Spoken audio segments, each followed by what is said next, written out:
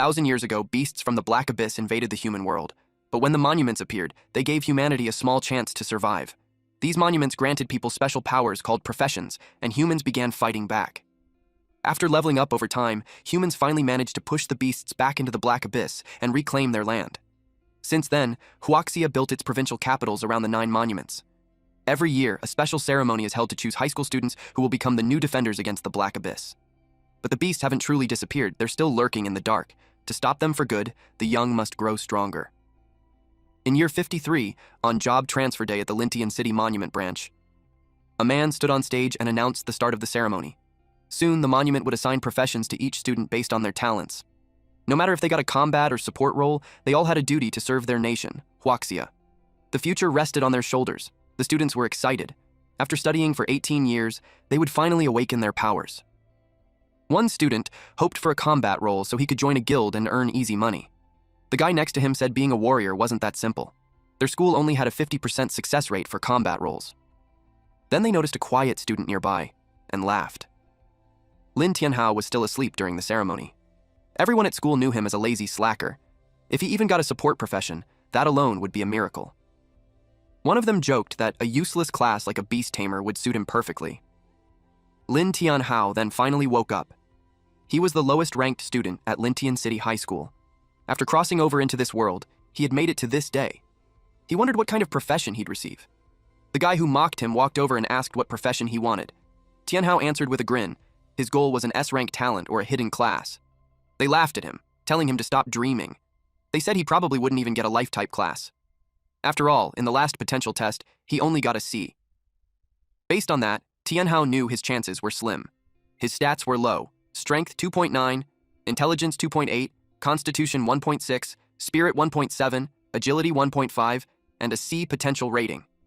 Still, he believed a nobody could rise up and become great, especially since he had already crossed over into another world. If that was possible, then so was a miracle. That's why he still hoped to get a good profession. Soon it was time for Class 2 from Lintian City No. 1 High School to take the stage. Names were called one by one. First up was Wang Dong. In his mind, he wanted the loser Tianhao to watch him shine during the job transfer. The facilitator explained that the process would take about 5 seconds. If he felt any discomfort, that was normal. Just bear with it. He placed his hand by the monument. A bright light flashed and the transfer was a success. His new class was Warrior. He was thrilled. A system then appeared and showed that his talent was C rank. The facilitator told him that even a C rank was impressive among regular people and wished him success as a warrior. He was told to go to the Lintian City Guild Center, where pros would teach him how to use his new skills. Some girls who liked him squealed as he passed by. They told him not to forget them. Others were jealous. Being a warrior meant stable work for life. While showing off, he bumped into Tianhao. He said he didn't even notice someone was there. Turns out it was just their class's dead weight. Wang Dong had always bullied him, and now that he had a powerful job, Tianhao felt things would only get worse. Other students circled around. They called Dong out for not saying sorry after bumping into him. One even said he found Tianhao annoying. They joked that with his long face, he probably thought he looked cool. But Dong just waved it off. He said he was in a good mood and wouldn't let trash ruin it. He invited the guys for drinks at the tavern that night. Tianhao wondered how a bully like Dong could become a warrior. It only made him more curious about what job he would get. The bullies also talked about him. They were sure his job would be nothing compared to Dong's. Then the facilitator called out the next name. It was Tianhao. He walked toward the monument. As he stood there, he silently prayed. He didn't care what class he got, as long as it could help him survive. He held his breath. Then he placed his hand on the monument. Lightning sparked from it. Seeing that flash, he felt a little hopeful. Maybe things were finally turning around. Everyone waited for the result. The light slowly faded. The facilitator told him to brace himself. His job was summoner. Tianhao looked disappointed. The crowd burst into laughter. Summoner was known as a sewer-tier profession. Technically, it was a combat class, but raising summoned creatures was expensive and barely worth it. That's why people thought it was a trash job. They pitied him for getting the worst class possible. Life wasn't going to be easy. But then, something popped up. A system message said it had detected his awakening, his true identity, Abyssal Lord. He would now be granted a random SSS level talent. The system explained that with the Abyssal Lord path, he would gain a random SSS level Abyss talent every 10 levels. Tianhao tried to wrap his head around it. If it was true, He could get 10 SSS talents by level 100. Then a ticket was given to him by the lady. He stared at it as the system announced the start of the draw. It then congratulated him. He had received the SSS talent, Demonic Sacrifice. Demonic Sacrifice lets the user give up a portion of their max HP permanently to instantly level up a summoned creature and turn it into a demon, giving it divine powers from hell. Even after being demonized, the creature can still gain experience and grow stronger through battle. The cost was steep. It was a permanent loss of HP. But as a summoner, he didn't need to fight directly. As long as his summons were powerful enough, he'd be safe. And he could use gear that increased his max HP to make up for the loss. The system explained, for every 100 max HP he gave up, the summoned creature would gain 1 level. Right now, he has 1,000 horsepower. If he kept at least 100 horsepower for himself, that meant he could instantly boost one summon to level 9. Still, he knew it was risky. He planned to use the skill carefully. Since he stayed quiet, people thought he was upset. The facilitator tried to comfort him, saying there were still other paths in life. Tianhao thanked her and said he would make something of himself. Even then, the crowd still looked worried. Someone in the audience suggested he should just go home and think things through.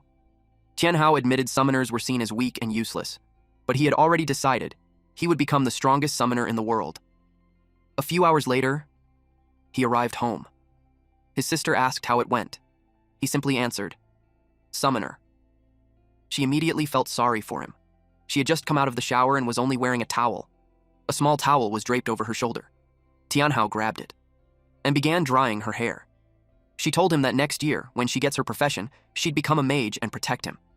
He shoved the towel back at her and told her not to worry about him. She should focus on keeping herself safe. She pouted and said he was bullying her again. Just then, he got a message and immediately told her he was heading out. The message said there would be an assembly. He wasn't sure what it was about, but decided to check it out. The teacher informed the class that the job transfer results were quite good. There were 5 warriors, 8 mages, 11 support roles, and 1 summoner.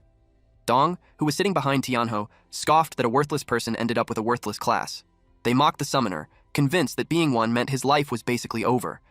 Because Tianhao's situation was a bit unusual, the teacher handed him a beginner's guide to help out. Tianhao expressed his thanks. The teacher then added that if Tianhao ever ran into problems, he should come to him for help. After that, he told him to return to his seat. Tianhao felt a bit overwhelmed when he saw how thick the book was. It confirmed his suspicion. Being a summoner put him at the bottom of the hierarchy. Next, the teacher addressed the class, explaining that they had been gathered because the school wanted to collect detailed data on everyone who successfully changed jobs. All the job change students would be present, so he warned them not to embarrass him. The group headed outside for the aptitude test. The instructor then announced that they'd begin. A mage went first. He struck the testing device and received a respectable score of 73, indicating decent talent. Then it was Dong's turn. He hit the machine with his sword and scored 89, clearly one of the top students. Tianhao was called up next. He had read about a basic summoning spell in the book, but he hadn't actually tried it yet. Still, he chose to trust the process and hoped it would work. He opened the book and began to read the spell. A breeze began swirling around him. Everyone was disturbed by the sudden gust of strong wind. Dust filled the area, making it hard to tell whether he had successfully summoned anything. When the dust finally settled, a slime appeared on the ground. Tianhao was stunned. The entire class burst into laughter. The slime looked too cute to be taken seriously. It was hard to imagine it fighting. Someone even joked that it was only good for cleaning floors. The slime clung to his leg, and he could hardly believe this was his summoned creature. The status window revealed its stats. Level 1, 500 HP, 9 attack power, with 2 skills, Corrosive Slime and Slime Spit. Tianhao frowned. With only 9 attack power, it felt like it wouldn't even leave a scratch. The teacher asked everyone to settle down so they could see the test result. They all turned to the board and saw a score of 9. Nothing more. The room went silent in disbelief. While the students laughed, the teacher tried to offer some words of encouragement. Tianhao asked if he could give it another shot. The teacher allowed it. He decided to test his class's unique ability. By using Sacrifice, his summoned creature could be permanently demonized and upgraded. He chose to spend 200 points just to try it out. The other students looked on with confusion. To them, it didn't matter how many times he tried, they believed nothing would change. His total HP dropped from 1,000 to 800. Then a red lightning struck the slime. Its body began to twist and shift. Everyone stared in anticipation. The transformation continued, growing more intense. And when it was over, Tianhao stood before his new companion, a demonized slime. Now, at level 3, it had 1,200 horsepower, 120 attack power, and 3 skills: Corrosive Slime, Slime Spit, and Dance of the Demon. The once blue slime had turned crimson and grown 2 sharp horns. He launched the attack. The slime leapt into the air. Then, in a flash, it dashed forward and struck the target cleanly. All eyes turned to the scoreboard. For a moment, it flickered as if it had short-circuited. Everyone was stunned by the result. It displayed a score of 120. They couldn't believe how strong he was. It seemed impossible for him to get such a high score, especially when Dong had only scored 89. Dong was in disbelief. He questioned how it could have happened. Even the legendary war god of Huaxia, Fang Changyun, had only managed a score of 101 back in the day. The idea that Tianho hit 120 was hard to accept. He accused Tianho of tampering with the machine, pointing out that he took the test twice. His lackeys backed him up. They told the teacher that jumping from 9 to 120 was highly suspicious. Tianho admitted to himself that he did interfere, but only by using his class ability on his own summon. The teacher acknowledged that their doubts were reasonable. Tianho insisted that he didn't cheat. The teacher walked over to inspect the machine. There was a strange colored line across the screen. After examining it carefully, the teacher concluded that the machine had simply malfunctioned. Tianho hadn't cheated. Dong felt relieved to know it was just a machine malfunction. In his mind, there was no way that loser could ever surpass him. He then asked what would happen to Tianho's score. One of his lackeys quickly chimed in, saying it was clearly 9 points since the machine had worked fine the first time and everyone saw it. The teacher announced that because of the malfunction, Tianho's result would be voided and he'd have to retake the test later. Tianho was surprised that he was being given another shot. Some students protested the decision, accusing the teacher of covering for him. But the teacher stood firm. Since the machine was broken, the testing was over.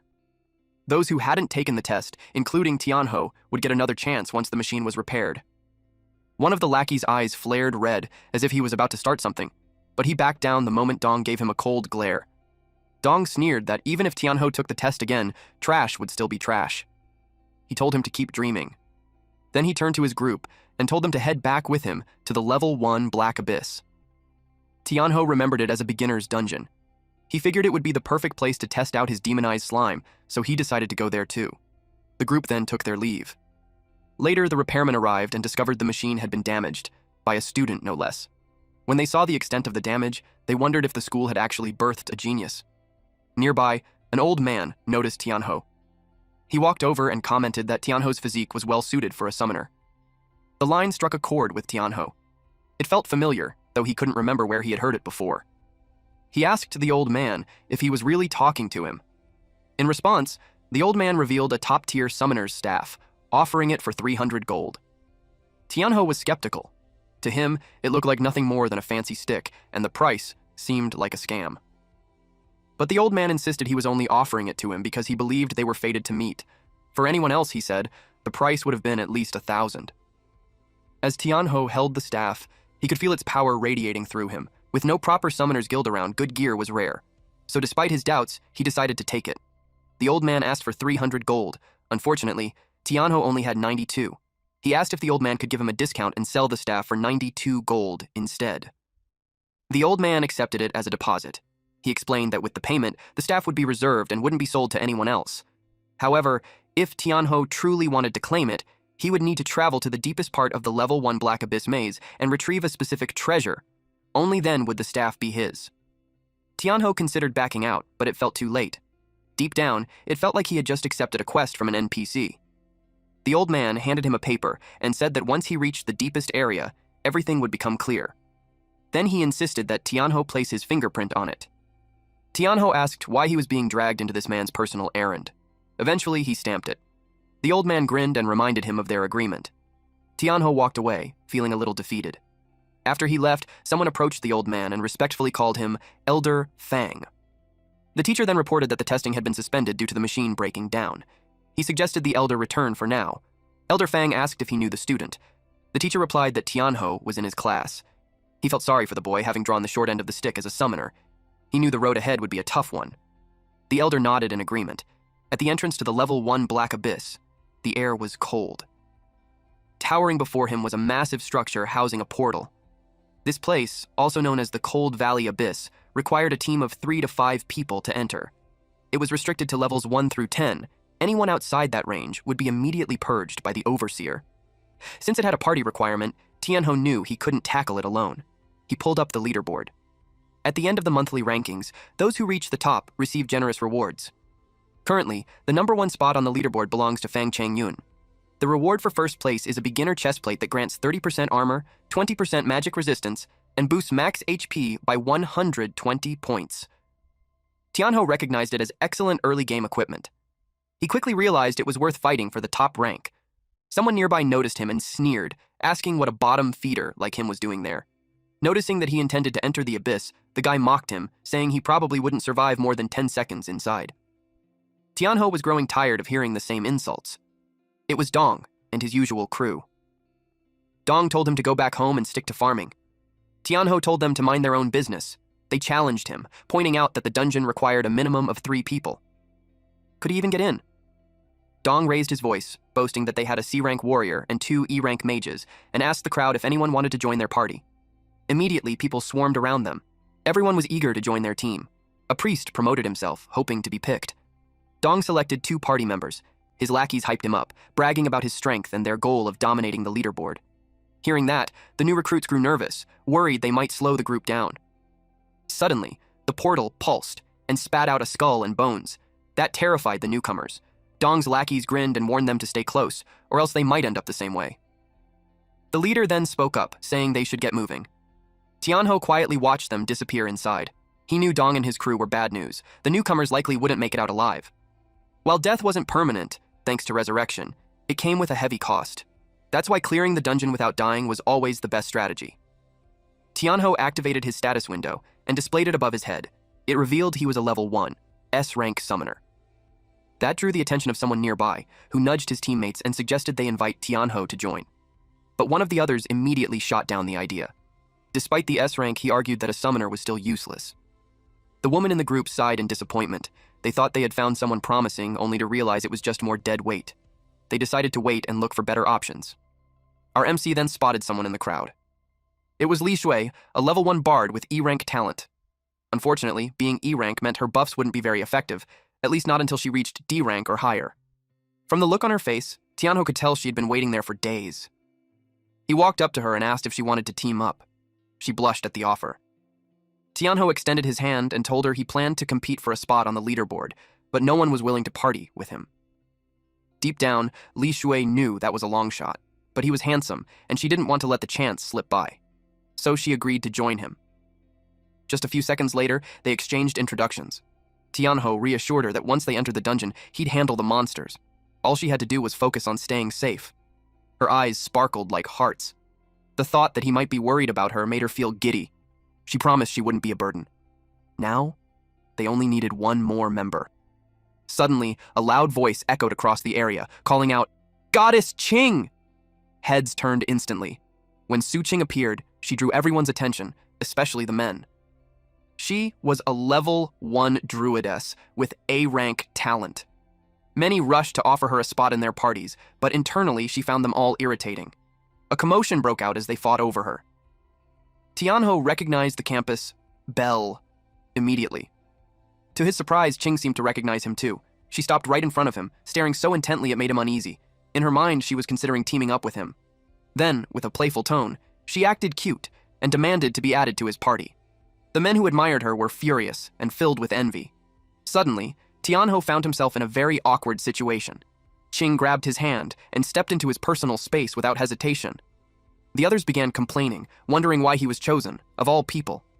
Poor Tianho, he hadn't done anything, yet he was catching all the heat. Irritated, Qing yelled at them, announcing that she had already joined a party and told them to get lost. Her blunt attitude caught everyone off guard.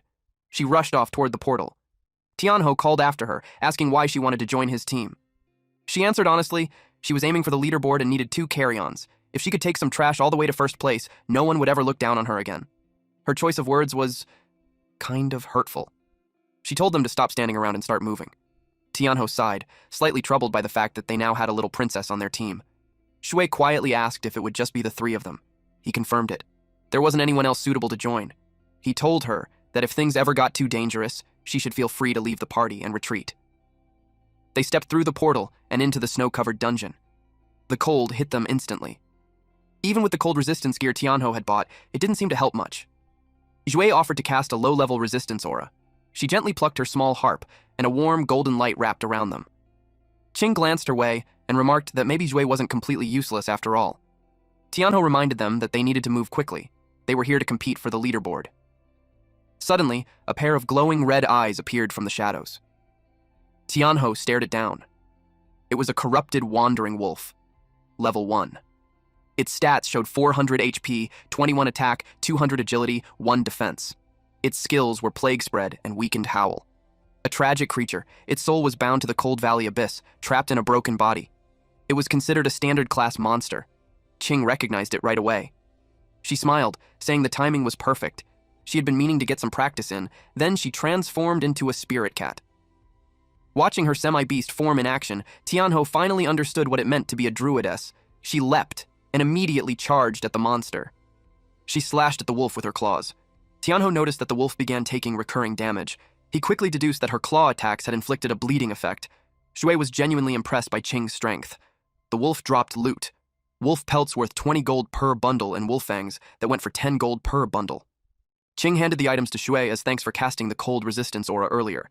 She explained that she didn't like feeling indebted to anyone. Shui smiled, touched by the gesture, and told her she didn't need to be so formal. After that, Qing suggested they keep moving forward. Tianho gave one last look at the fallen wolf before following.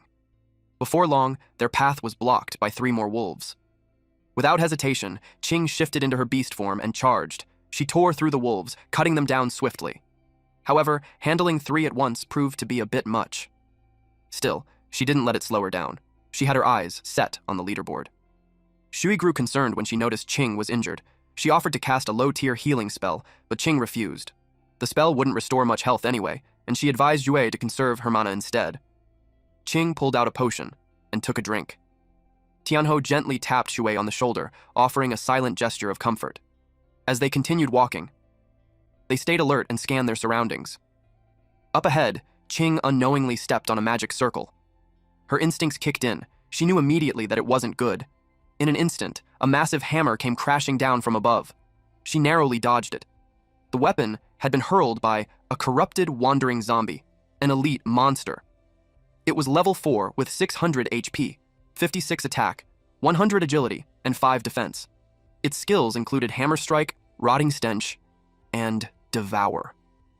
It was a decaying corpse that spawned corrupted wolves. Though its brain was almost gone, its aggression was relentless against intruders. Seeing that it was an elite, Qing knew they were in for trouble. Jie grew anxious, startled that an elite monster had appeared out of nowhere. She asked why it would show up here. Tianho guessed that Qing's rampage through too many corrupted wolves had provoked it. The zombie swung its hammer at Qing again. She was caught off guard by its unexpected speed. The blow sent her flying, and she slammed into a nearby boulder. Shui panicked and turned to Tianho, asking what they should do. The zombie raised its hammer again, ready to strike the unconscious Qing. Without hesitation, Tianho summoned his demon slime. A thick mist spread across the area. Then the slime emerged, now at level 3. Tianho gave the command for it to use the skill. Dance of the Demon. The slime dashed forward, moving so fast it left only a streak of light in its wake. The hammer came crashing down toward Qing. The ground split apart on impact, but the monster froze in surprise. Tianho calmly suggested it take a moment to check whether its attack had actually landed. The slime had already snatched Qing away and gently handed her over to Shui. Tianho instructed Shui to bring Qing to a safe spot nearby and heal her. He would handle the wandering corpse himself. The zombie prepared to swing again. Tianho commanded the slime to use slime spit. The creature leapt into the air and soared above the monster. A devilish grin formed on its gooey face. The demon slime unleashed a shower of red, slimy liquid onto the monster below. The creature raised its arms to shield itself from the attack. Tianho quickly followed up by ordering the slime to use Demon Dance again. He could tell that the monster's defense was tough. They were only managing to deal about 50% of the expected damage. He needed a new approach. The monster flinched. It was beginning to realize that the slime's attacks could melt through its flesh. The slime charged in again. Tianho quickly formed a plan. He commanded the slime to combine Demon Dance with strong corrosive slime, targeting the monster's ankle. The slime lunged forward with precision. It struck the monster's ankle. It worked. The monster instantly collapsed. Shui continued tending to Qing with healing magic. Eventually, Qing's eyes fluttered open. She caught a glimpse of Tianho in action and saw just how powerful he really was. Meanwhile, Tianho had analyzed the fight and realized the monster's lower body had weaker defenses. He ordered the slime to keep targeting that area. Slime began raining down again. It piled up until it reached the monster's waist. Even its hammer began to melt from the corrosive slime. And with that, Tianho brought down the corrupted, wandering zombie. He gained 120 EXP, a corpse hammer, 10 wolf hides, and 10 wolf fangs. He leveled up to level 2. He was stunned by how much experience he had just received. The two girls were equally shocked by his strength. Zhui asked if summoners were really that powerful. Qing replied that it wasn't about the class, it was Tianho himself. His strength was terrifying. Taking down an elite monster solo wasn't something just anyone could do. Tianho approached her and gently asked if she was okay. She blushed at his concern. She answered that her injuries were only minor. Xu then mentioned that her healing chant was slow and they needed to stop and rest. But Qing refused, reminding them that they were racing for the top of the leaderboard. She insisted that she could still fight and urged them to keep going. But her legs wobbled, she could barely stand. Tianho caught her and supported her weight, asking how she expected to compete for the leaderboard if she died trying. She blushed, then admitted he had a point. Reluctantly, she agreed to rest first. Tianho told her that the map showed a nearby cave. They'd spend the night there. They soon arrived at the cave. Tianho suggested that they rest while he stood guard outside. Shui, completely drained from overusing her magic, fell asleep the moment she lay down. They were both surprised at how quickly she knocked out. Tianho gently urged Qing to get some rest as well. Just before he stepped out of the cave, Qing quietly thanked him for saving her earlier. Tianho didn't respond right away. He simply stared at her, her face flushed with embarrassment. She quickly added that she wasn't the kind of person to forget a favor. Then, clearly flustered, she turned around and mumbled that he should pretend she never said anything. Tianho couldn't help but smile. For all her sharp words, the tsundere noble girl had a sincere heart. From inside, Qing peeked out and watched him leave. Outside, now alone, Tianho decided to check his status after leveling up to 3. He was now at level 3. His HP had risen from 800 to 1200, MP from 300 to 400. His attack power jumped from 12 to 40, spirit increased from 80 to 100, defense went up from 1 to 2, agility improved from 50 to 55, and luck rose from 10 to 20. His talent Demonic Sacrifice remained at S rank, and his Skillfully Armed was now unlocked at level 1. This skill allowed his spirit to shield his summoned creatures and boost all their stats. His current beast slot capacity was 1 out of 2. Tianho smiled, pleased with his progress. He activated the skill Fully Armed. It wasn't bad at all. Actually, it worked just like a buff-type enhancement. His HP rose by 400, and that boost alone was enough to allow him to level up the slime 4 more times. Still, he realized that if he couldn't increase his HP cap any further, he'd need to find an alternative method. So, he used Convert to transfer 400 HP. His HP dropped back down to 800, while the demon slime leveled up to level 7. Its stats saw a big boost. HP increased to 1400, attack power reached 140, agility hit 120, and defense climbed to 7. It also unlocked a new skill. Split. Tianho was curious. Were the slime's clones different from the original? He decided to test it out. The demon slime jumped into the air. Once it was a safe distance from Tianho, he gave the command, use split. Sure enough, the slime's body is divided into 2. Tianho observed closely. He even checked their stats. Both slimes were now at level 7 with 700 HP, 140 attack power, 130 agility, 4 defense, and the same skills. Except split wasn't available for the copies. In short, their HP had been halved, agility increased slightly, and defense dropped. He wondered how long the effect would last.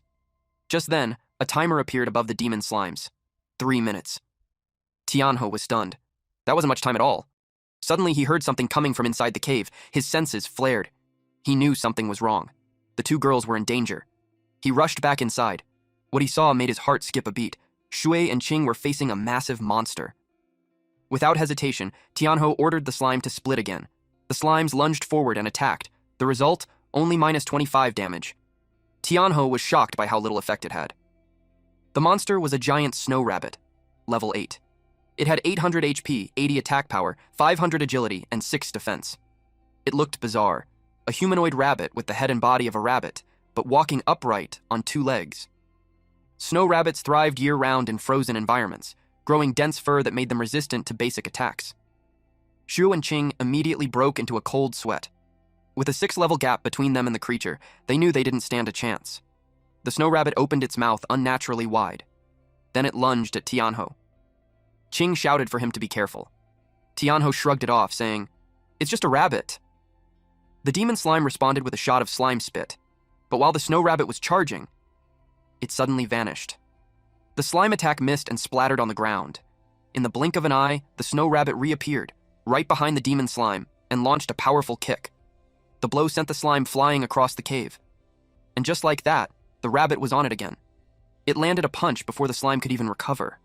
The attacks kept coming, non-stop. Tianho quickly ordered the slime to retreat and used Dance of the Demon and strong corrosive slime. The slime pulled back at top speed. Tianho observed closely. The snow rabbit was unbelievably agile. It excelled at dodging.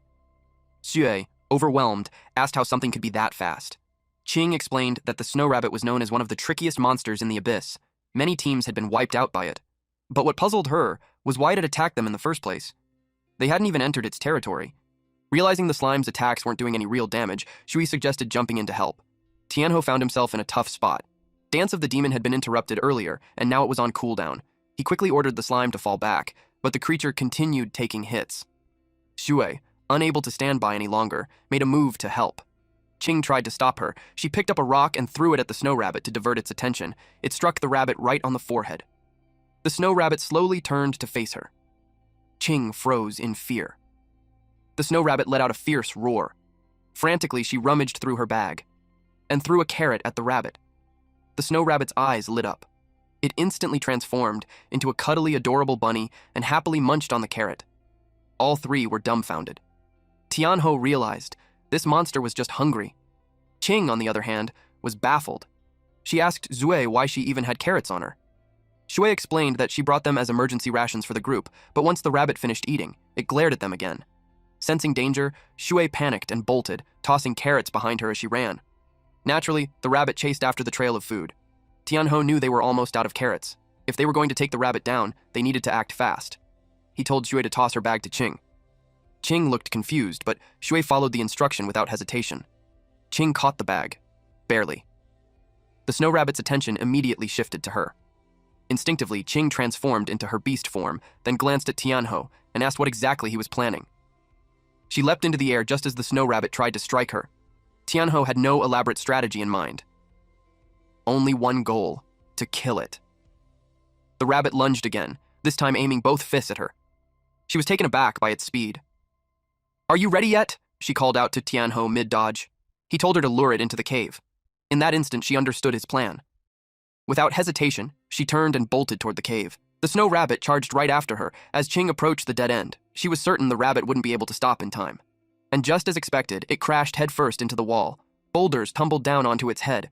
That was the slime's cue. It sprang into action, soaring above the rabbit, and began to rain down sticky, corrosive slime. The snow rabbit had walked right into Tianho's trap. He ordered the slime to use split and follow up with slime spit. The rabbit's demeanor shifted. It grew cautious. Its eyes darted around as it realized it was completely surrounded. The demon slime wore a devilish grin on its face and continued to chip away at the rabbit's health. Eventually, the fight ended in their favor. Victory was theirs. Tianho let out a breath of relief. It was finally over. He earned 200 EXP and now only needed 100 more to reach the next level. But the battle left him thoughtful. Even though the snow rabbit was only level 6, the slime had struggled against it. He realized that while the slime excelled in area of effect attacks, it was lacking when it came to single-target battles. If they encountered a similar situation again, things could turn bad. The girls were also relieved that the danger had passed. Shua even burst into tears. She genuinely thought she was going to die. Meanwhile, Qing was fuming, scolding Tianho for using her as bait. He apologized and explained that she was the only one fast enough to dodge the rabbit's attacks. She blushed, taking it as a compliment. Then she turned her annoyance toward Xu, blaming her for bringing carrots into the abyss and causing the mess in the first place. Shui defended herself, saying she thought having dry rations was a good idea. "No one's gonna gnaw on carrots down here," Qing huffed and told her to pack them all into her inventory. Before she could finish, Tianho stopped her. He pointed out that defeating just one snow rabbit granted 120 EXP, the highest yield they'd seen so far. If they could lure more into traps, they could level up much faster. The requirement to clear Cold Valley Abyss was to defeat the level 10 Abyss boss, and for that, every member of the team needed to be at least level 4. At the moment, both girls were at level 2, and Tianho was level 3. That meant they needed to take down at least 5 more snow rabbits to get everyone to the right level. Zhu hesitated, worried. They barely managed to defeat one. How would they handle more? But Tianho reassured them. This time they wouldn't be the hunted, they'd be the hunters. Qing immediately backed the idea. She had no time to waste grinding one monster at a time. If they could lure rabbits to them, it was perfect for their goal of reaching the leaderboard. They quickly got to planning. They placed a carrot on the ground as bait when a snow rabbit approached. They were surely proud of themselves. They jumped out from behind the boulder, launching a surprise attack. 3 hours later, they had finally leveled up. Tianho reached level 5, while both Qing and Shui hit level 4. They'd already spent 5 hours inside the abyss. Yue was pleased. Reaching this level in just 5 hours felt like incredible progress. Qing agreed. It was fast. The previous record holder had taken 8 hours to clear the dungeon. Shui was hopeful. Maybe they could beat that record. But Qing quickly grounded her optimism, reminding her that they still had the boss to deal with, and it wouldn't be easy. Tianho was thinking the same thing. According to the guide, the boss was the wandering zombie leader. It could summon corrupted wolves and wandering zombies to fight alongside it, making the battle a drawn-out endurance match. With their current setup, the fight could last at least 2 hours. Xue asked what the plan was now. Qing suggested they rest and recover completely before heading into the boss fight. Tianho agreed they'd take a 30-minute break. While they rested in the cave, Tianho used Convert to transfer HP. His total dropped from 1100 to 800. He was beginning to worry. His HP gains were getting smaller with each use. He knew he'd need to find a better solution once they got out of here. The demon slime had now reached level 9. Its HP had gone up to 1,600, attack power to 150, agility to 130, and defense to 9. Its skill set remained the same. Strong corrosive slime, slime spit, dance of the demon, and split. No new abilities had appeared, and the stat boost wasn't particularly impressive. Tianho silently hoped the upcoming boss fight wouldn't be too brutal. Suddenly, a loud noise echoed from outside the cave. They all jolted upright, alert and uneasy. Rushing outside to investigate, they were greeted by the sight of a magnificent creature, a winged horse with a shining horn. Tianho asked in disbelief, "What is that?" It was a hidden boss, a unicorn. Level 10. It had 1,500 horsepower, 120 attack power, 300 agility, and 10 defense. Its skills were Soul Cleansing Melody, Aura, Horn Thrust, Beast of Hoof Stomp, and Falling Meteor. This creature was sacred, noble, and pure. A guardian of the divine beast resting deep within the abyss. It only appeared when the land's life force was threatened, to drive out invaders and restore balance. Tianho was stunned. A unicorn? He could hardly believe it. He felt lucky to have stumbled upon such a rare boss. But judging by its stats, it was far more powerful than the dungeon's main boss. The demon slime tensed, ready to fight. The unicorn's horn began to radiate energy. Moments later, its eyes lit up with an eerie glow. Tianho stood completely still, his eyes vacant, as if he had fallen under the creature's spell. He was mesmerized by the creature's ethereal beauty. Without realizing it, he began walking toward the edge of a cliff. The demon slime noticed and sank its teeth into his leg. The pain snapped him out of it. He whirled around, furious at the bite. Tianho felt relieved, but then he saw that Qing and Shui were hypnotized too. They looked like they were seeing something beautiful, not realizing they were walking toward danger. Shui was just one step away from falling when Tianho shouted for them to watch out. He quickly pulled them both away from the edge. Then he placed them behind a boulder. They finally snapped out of it. Qing asked why the hidden boss appeared. Shui was confused because she thought the boss was the wandering zombie leader. Tianho said the unicorn is a guardian of life, and maybe it showed up because they killed too many snow rabbits. Zhui pointed out that it didn't appear when they fought a lot of undead before. Qing told them that beating the mini-bosses lets them reach the final area. Once they defeat the wandering zombie leader, they can clear the dungeon. But she pointed out that the hidden boss, the unicorn, had much higher stats than the main boss. She knew they could get wiped out. Zhu started crying. She didn't want to die and suggested they run away. Tianho said running wasn't an option. After killing so many snow rabbits, they had already been marked. Zhua regretted everything and said they were all going to die. Tianho put a hand on her shoulder. He reminded her that it was thanks to her they had reached a time that was half of the leaderboard's record. Now, they just had to beat the boss to clear the dungeon. He said it was just a hidden boss and he wouldn't let them get hurt. Qing acted confident and told them not to slow her down. Shu thanked them both. A few seconds later, the unicorn let out a loud roar. It had found them. They got ready to fight. The unicorn used Horn Thrust. As it charged, the ground cracked. It jumped across the cliffs. Tianho told everyone to scatter. The unicorn landed on the other side. Now that they had spread out, it was surrounded. The dust cleared, and the unicorn looked furious. Then it used Soul Cleansing Melody. The sound made them feel pain. Tianho called out to Shui. She began chanting, Sage's narrative hymn for resistance, a lullaby for weakening the enemy, and War God's march to boost their damage. The unicorn focused on her. Then it roared again. It used Beast Hoof Stomp. Zhu froze in fear as it charged toward her. Just in time, Qing grabbed its horn to stop it. She balanced herself and kicked the unicorn hard. Then she taunted it. The unicorn neighed loudly in response. It locked eyes on her as she ran. When it used horn thrust, she jumped high to dodge. She was starting to understand the boss's strength. Then the unicorn jumped too. Tianho shouted at her to watch out.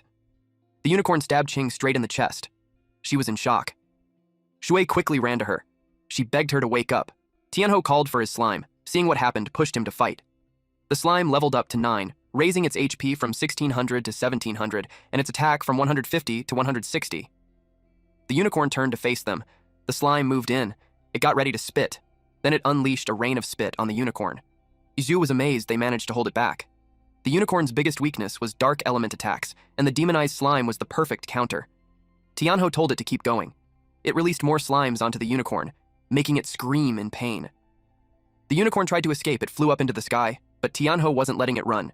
He ordered the slime to use corrosive slime and demon's dance. The slime turned into a puddle, then launched itself into the air to chase it down.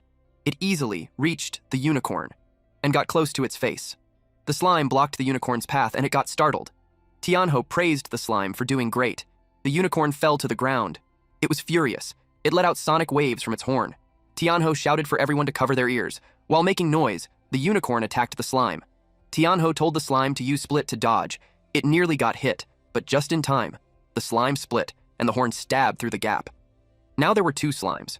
The unicorn used its stomp skill. The split had a time limit, so Tianho knew he had to finish it fast. He told the slime to use corrosive slime again. One slime jumped high, while the other got stomped on. The unicorn sensed the one coming from behind. But before it could react, the slime had already splashed it with a lot of slime. It tried to get away, but the slime clung to it, making it scream in pain. Because of its severe injuries, the unicorn went into a frenzy. Tianho panicked when he saw it going berserk. He quickly told the slime to back off. The spot where the slime had latched on was badly damaged. The slime returned to Tianho's side. The unicorn stared at them with rage. Tianho held his ground, waiting for its next move. But he was puzzled. It suddenly stopped attacking. Then he noticed something strange. There was a puddle of purple liquid with bits of grass near the unicorn's feet.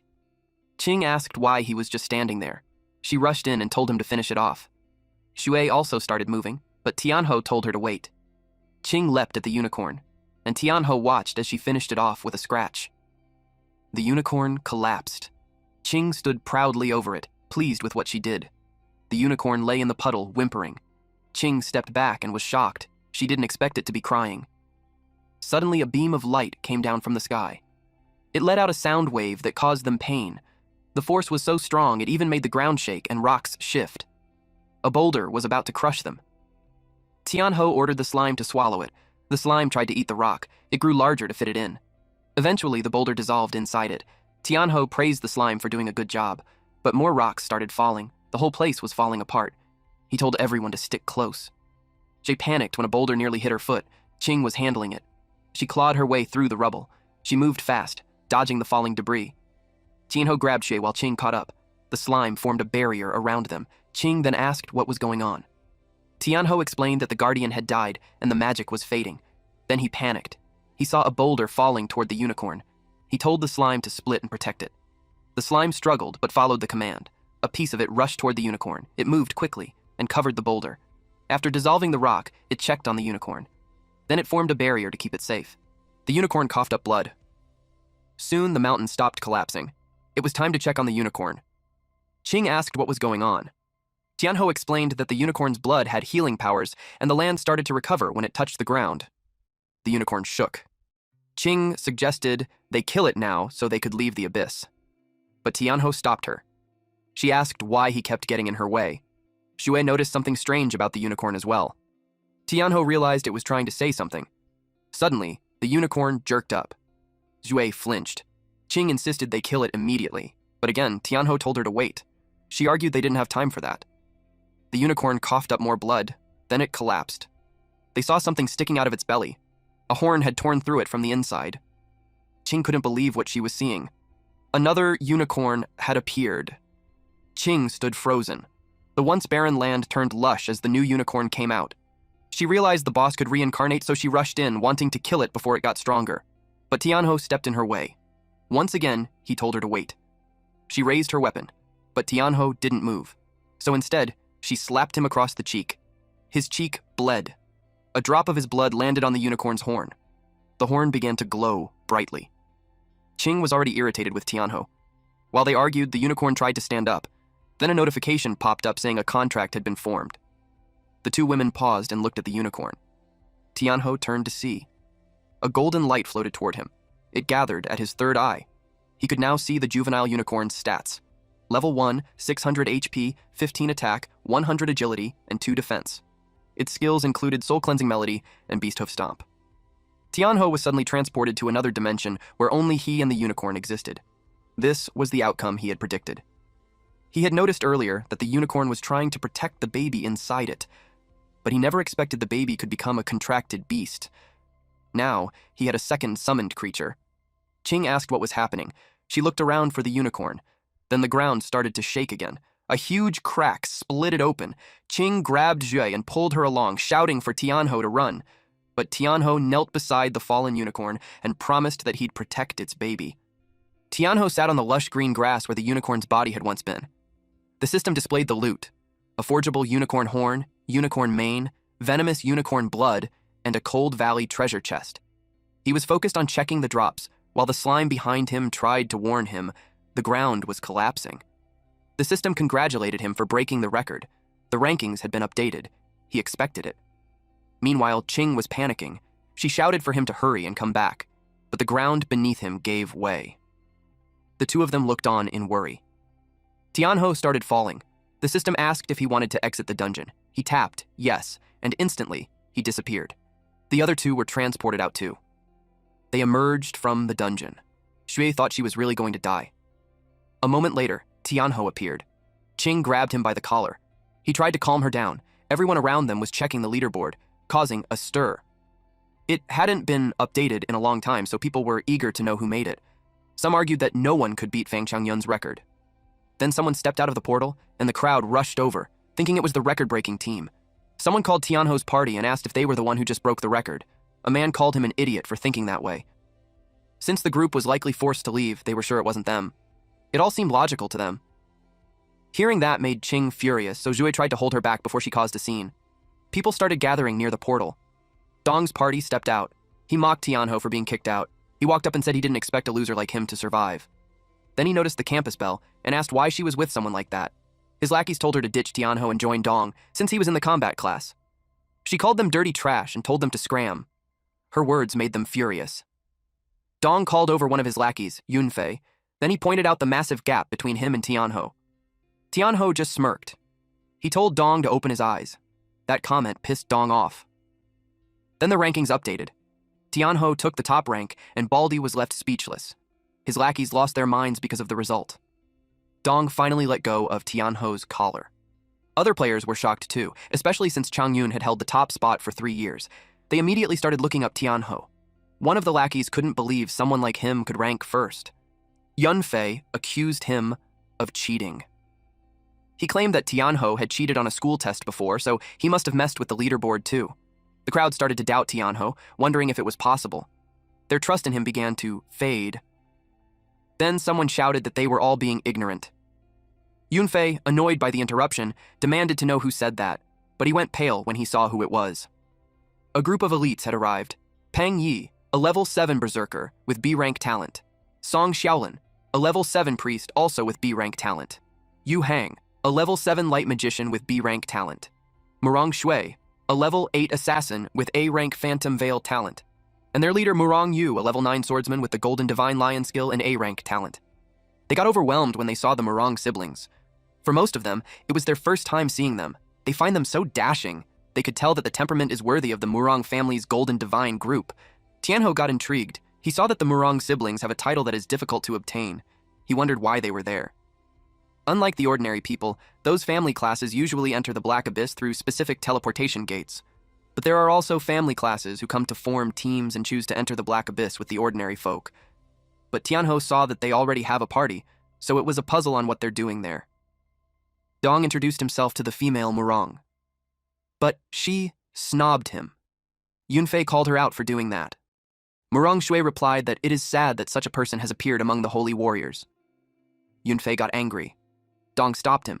Then he stated that it's okay if she looks down on him, but he pointed out that Tianho is a piece of trash, and he must have used tricks to get on the top ranking. He warned Tianho that he got lucky, but next time they meet, he threatened him that he will learn what true power is. Then, he left.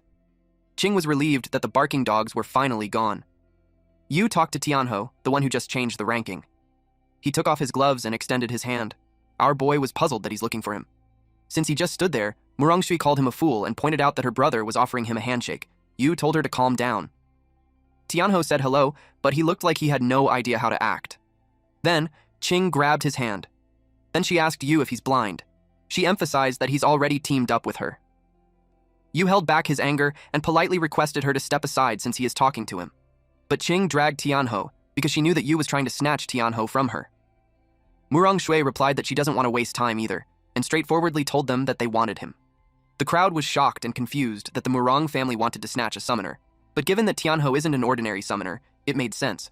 The Murong family also wanted to break the record, and teaming up with Tianho would be the fastest way. Qing fought back. She can't give him to them, otherwise her record will be gone. Hang told her to step aside because they wanted him. The crowd expressed their opinion. They told them that it's better to get more resources than fight the Murong family, especially when that party has 2 level A and 3 level B. Shui was also worried.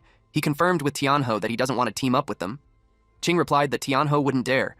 Yu told Qing that she doesn't have the power to decide for him and suggested that they ask him what he wants. Then Yu, as the Knight of the Golden Divine Lion, formally extended his invitation to Tianho. The screen appeared and he had the option to accept or decline.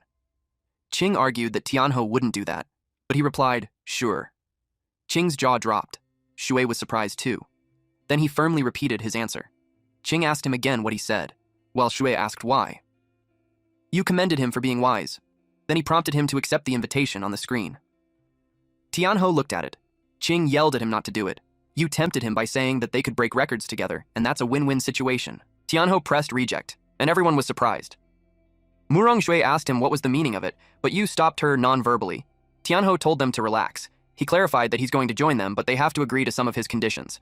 That angered Murong Shui. She told him that letting him join them as a summoner is already a great favor, and he's being ungrateful. Tianho took that as they are not willing to negotiate. Yu stopped him and asked what his demands were. He replied that it was just small conditions. He told them that after entering the Black Abyss, everyone must listen to his orders. Second, no one can steal his experience without his permission. And third, all loot from killing monsters is his. His conditions are insane, and that angered the party. The crowd even reacted that it's unreasonable, but someone argued that it's the party that's asking for help, so it isn't too unreasonable. But if they agree, it means that the Murong Guild will obey Tianho's orders, and if they don't, they won't make it to the rankings. It was a clever move. Tianho asked about their decision. The party members told their captain not to agree with it because the man was looking down on them. Qing looked proud of what he did. Qing taunts them by asking if they can't agree with it. Then she suggested that they go make it to the ranking themselves. The crowd gossiped that it was such a bold move to challenge the Murong Guild in public. When he broke the record, they knew even the mayor would have shown him respect. Yi was ready to teach Tianho a lesson. Yu reminded them not to forget the reason why they are there.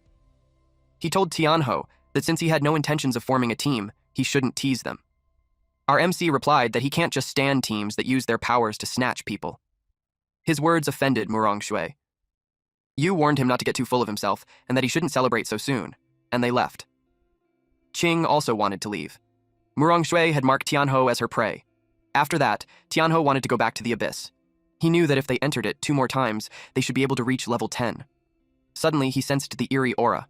Those 2 women were annoyed with him for tricking them when he didn't even plan to join them in the first place. They almost thought that he's an ungrateful and cold-hearted person. He asked them to hear him out.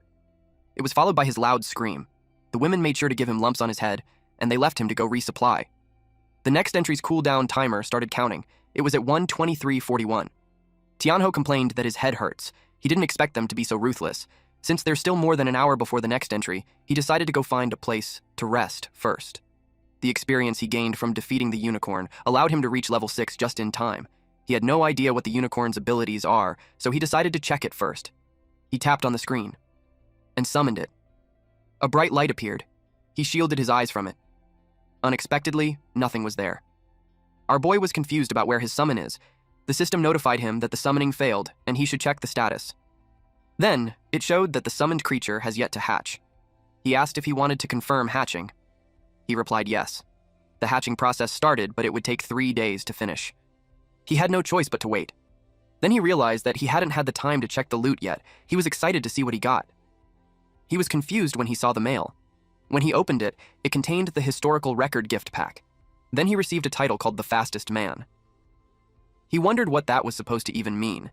He didn't dwell on it since checking the gift pack is more important.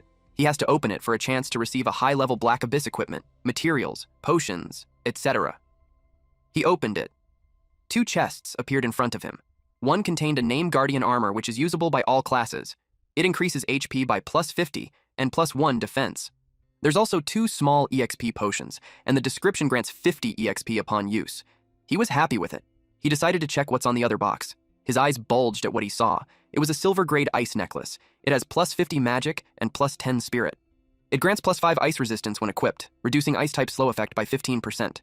He also received 1 EXP potion, which grants 150 EXP to the user upon use. And lastly, there was a Name Medium Healing Potion, which restores 150 HP upon use. He didn't expect it to actually drop silver-grade equipment. Equipment is ranked into 9 tiers: no grade, bronze, silver, gold, platinum, diamond, radiant, legendary, and divine. He didn't expect to get silver-grade gear right away. He felt so blessed. He equipped it.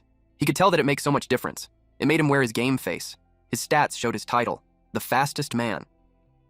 He is now at level 6 with HP of 1,100 + 50, MP of 550 + 50, attack 58, Spirit 130 + 10, Defense 5 + 1, Agility 70, Luck 26, and his Talent Demon Sacrifice is at S grade. His skill is Fully Armed level 1, wherein the Summoner's Spirit Power protects summoned beasts, slightly enhancing their stats for 180 seconds. His summoned beasts are Demon Slime and Ice Unicorn, which is currently hatching. He reached the summon beast capacity of 2 out of 2 and had 2 skill points remaining. He was happy to find that his stats increased a lot, and he went all out in spending his skill points. His Fully Armed level 1 increased to level 3. It means that summoning beasts consumes less spirit power, doubles their stats, and lasts 200 seconds. He expected it to save him some time when running dungeons. The next thing he did was to level up the slime, so he summoned it. He planned to make a sacrifice of 100, but he found out that he could still advance. The screen displayed that he has 6 levels until advancement. He got so excited about what will happen if he advances, but he didn't find anything. He just decided to go for it. He tapped yes, and waited. From his HP 1100, it decreased to 500. A gust of wind formed around the slime. It was so powerful that it became a tornado. He watched and waited. The slime slowly revealed flesh. Tianho was in awe. Meanwhile, at the Black Abyss Plaza, it was about their meeting time, but Tianho wasn't there. Zoe suggested that she checks the team panel. She did that. She was confused when she found him running into the forest. She decided to go find him. Zhou followed her. Back to our MC, Tianho was watching a red cloud form. He had no idea what it was. When it settled, it showed a slime in demi-human female. Seeing her voluptuous body, it made him blush, especially when she's not wearing any clothes. The slime was happy to see him. It walked like a gorilla and approached him. He was startled, especially when it jumps towards him and landed above him. It straddled him, which made its boob cover his face. The slime was confused when he froze, his face turned red. Then he grabbed her arm. Then he removed her from him while vowing that he would never have a reaction towards his summons. He took out clothes from his inventory, then offered it to her. She looked at it and absorbed it. And it was displayed through her body. He clarified that it's for her to wear. He took it and helped her wear it. It made him feel like a dad. After putting that on, it showed an increase of 0.1 in defense. Tianho just learned that summoned creatures can wear gear. He suspected that it's because it was a humanoid. Then he decided to check the new stats of the slime. From level 9, it leveled up to level 15. HP increased from 1600 to 2700, attack from 150 to 200, 205, agility from 130 to 160, defense 9 to 20 plus 0.1, and 2 skills have been added. One is an AoE, and the other is a single target attack skill. Those skills are Corrosive Acid Rain, where it throws a part of its body to form rain clouds, releasing highly corrosive acid rain on a targeted area, causing continuous damage. And the second one is Demon's Embrace. Once wrapped by tentacles covered in strong acid, the opponent will taste the horrors of hell. It deals high continuous damage to the target. He checked and saw that the Corrosive Rain is an upgraded skill, while the other must be learned at advancement. Those 2 skills seem pretty strong, so he got excited to try it out. Meanwhile, Qing and Jue were puzzled on why Tianho is going deep into the forest. She checked her map, and they went ahead. Eventually, she found him. From her point of view, it looked like he's doing something sketchy with a woman. Shui expressed that she's exhausted. She asked if that was the place. She blushed at what she saw. While Qing was furious as she asked him what he's doing, Tianho was surprised to see them. He asked what they were doing there. Qing had her fist balled while she asked if they're disturbing his good time. Tianho turned pale. They called him a pervert. That caused him several more bumps on his head. Qing reasoned that she had no way of finding out that it was an advanced slime. She blamed him for not explaining.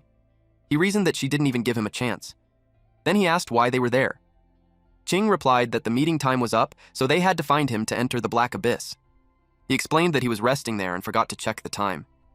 Then the screen showed up and asked if they were going to enter. Since everyone was there, they decided to enter already. They were engulfed with a bright light. Meanwhile, the Hmong party had killed several monsters already, and they are frustrated because there were no signs of what they're looking for. Yu had a sour expression. He realized that someone beat them to it. He couldn't believe someone got it first. Hang asked what they should do now. Yi suggested that whoever it is, they can just offer a high price to buy it back. Hang smacked him for being foolish. First of all, it is a 1,000-year mythical beast, and second, it's a secret mission. Xiaolin looked really haggard as he suggested that it could have been snatched up by another guild. Murong Shui yelled at them to shut up. She suggested that it must have been taken by a rogue team. Rogue is a term for unaffiliated guildless players. She stated that no other guild had the fragments, so they couldn't have known the unicorn had awakened, unless a team already inside the abyss ran into it and took it down. Yu replied that Xiaoxue, his sister, was right since the abyss is showing signs of instability, and the beast had awakened earlier than expected. He added that aside from them, the Golden Lions, no other guild could have known ahead of time. So, with the mythical beast dead and the abyss acting up, the difficulty level is about to spike. He wondered who on earth had defeated it. Xiaoxu suggested to her brother that if someone took it, since there weren't many teams that just came out of the abyss, they could just kill them and take it back, especially the arrogant little punk. She's pertaining to Tianho. Yu refused because the Golden Lions don't slaughter innocent people, and he knew that someone capable of defeating a hidden boss can't be weak. But he suspected that the unicorn was with Tianho. Yu told them that it was enough and ordered them to head back to HQ to report first before deciding.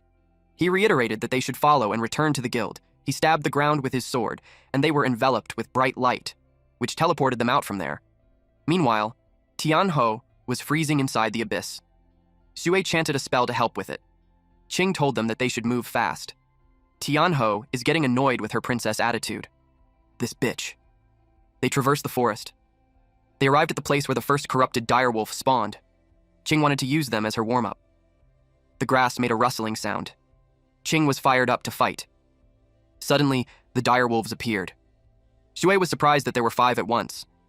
Tianho thinks that the monster count at the first spawn point quadrupled. Qing didn't mind that there's 5. She was confident that she could take them down in one hit. She called Shui. Shui replied that she's ready. She played her small harp.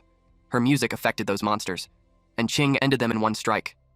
Then she commented that it was too easy.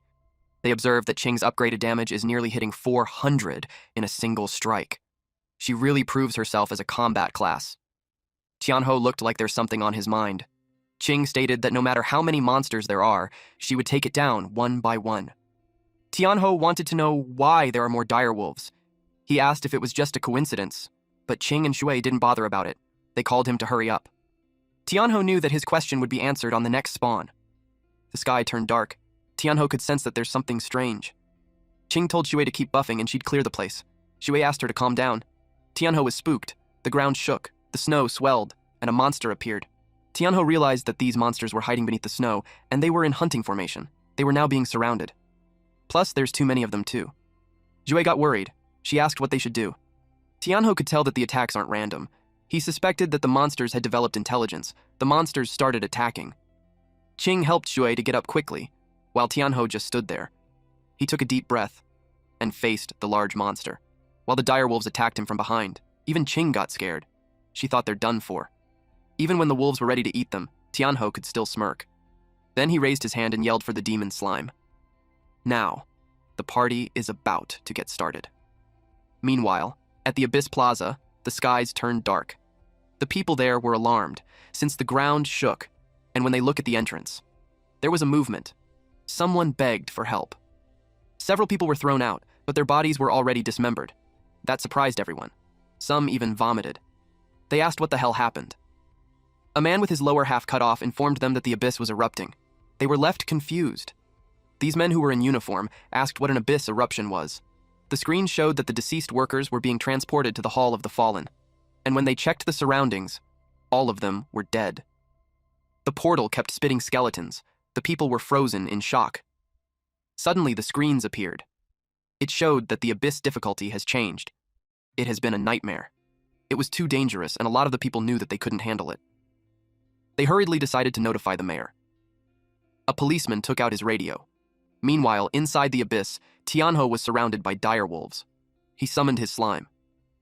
The direwolf on his side attacked first, but Tianho remained calm. He trusted his slime to do the work, and it attacked the other monsters too. The slimes have scattered everywhere. Seeing how it crushed the other monsters, the large monster got scared. Corpses lay everywhere. The humanoid slime jumped out and clung onto Tianho. Qing and Shui were impressed by how strong he is. Tianho told them to fall back for now. They didn't hesitate to do so. Qing had noticed that the monsters were stronger than before. It made her worry if he really can handle them alone. Tianho stood in front of all those monsters. He taunted them. He uttered, "Come on! I'll beat you so hard your mom won't recognize you!"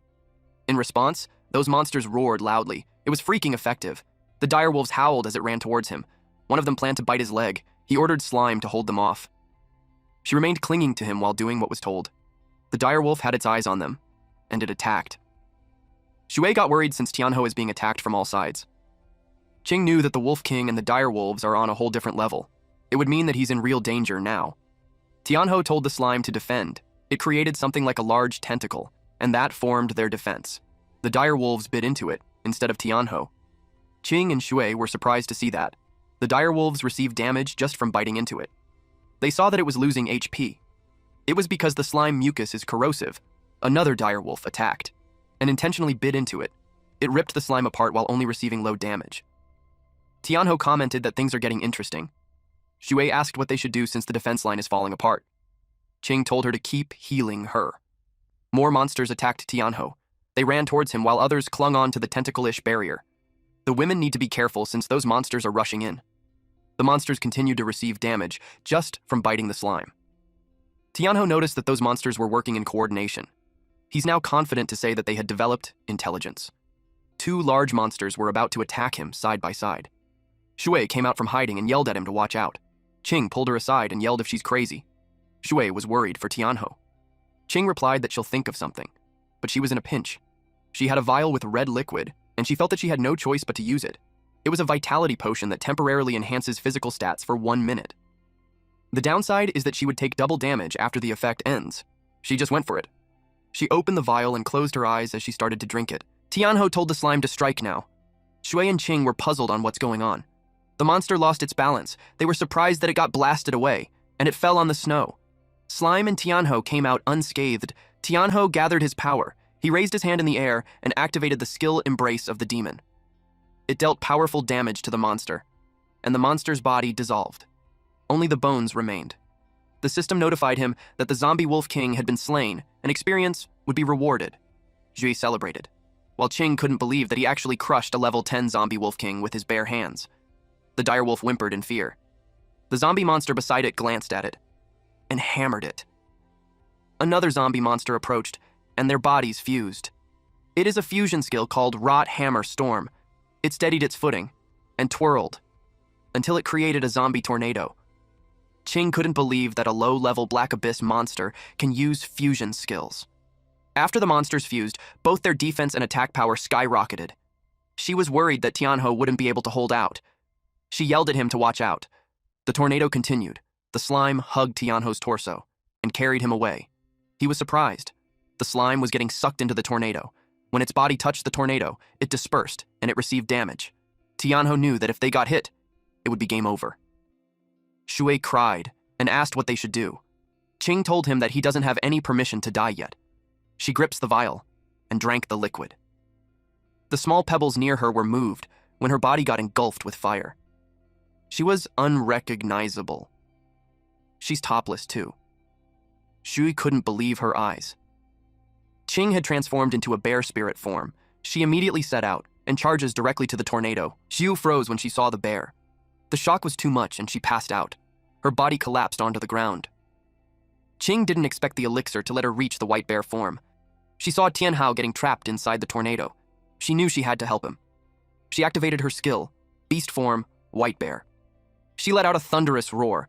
Tianhao panicked when he saw another monster appear. He immediately ordered Slime to retreat. To his surprise, Slime didn't move. Then Slime bolted forward as fast as it could, but Tianhao was still anxious. He couldn't shake the enemy. When he saw the massive bear silhouette behind him, his heart sank. He was certain he was about to die. He clenched his teeth and braced for the impact. But after a moment passed, he realized he was unharmed. Then someone shouted his name. It was Qing. She had raised a barrier, blocking the hammer attack. She yelled at him not to freeze up and to attack. Tianhao activated Slime's demonic embrace. Slime's tentacles stretched and thickened. Qing was stunned by the sheer power. But the moment she lost focus, the fused monster slammed into her.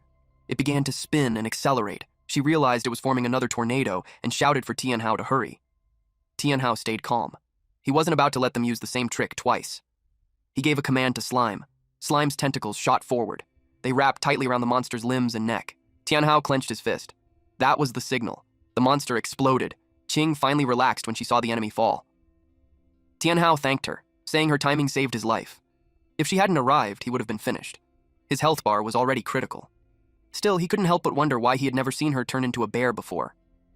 Qing checked her status and saw she only had 4,676 health points left. It was dangerously low. She prepared herself for the backlash. Pain ripped through her body, forcing her to her knees. Then she collapsed onto the ground.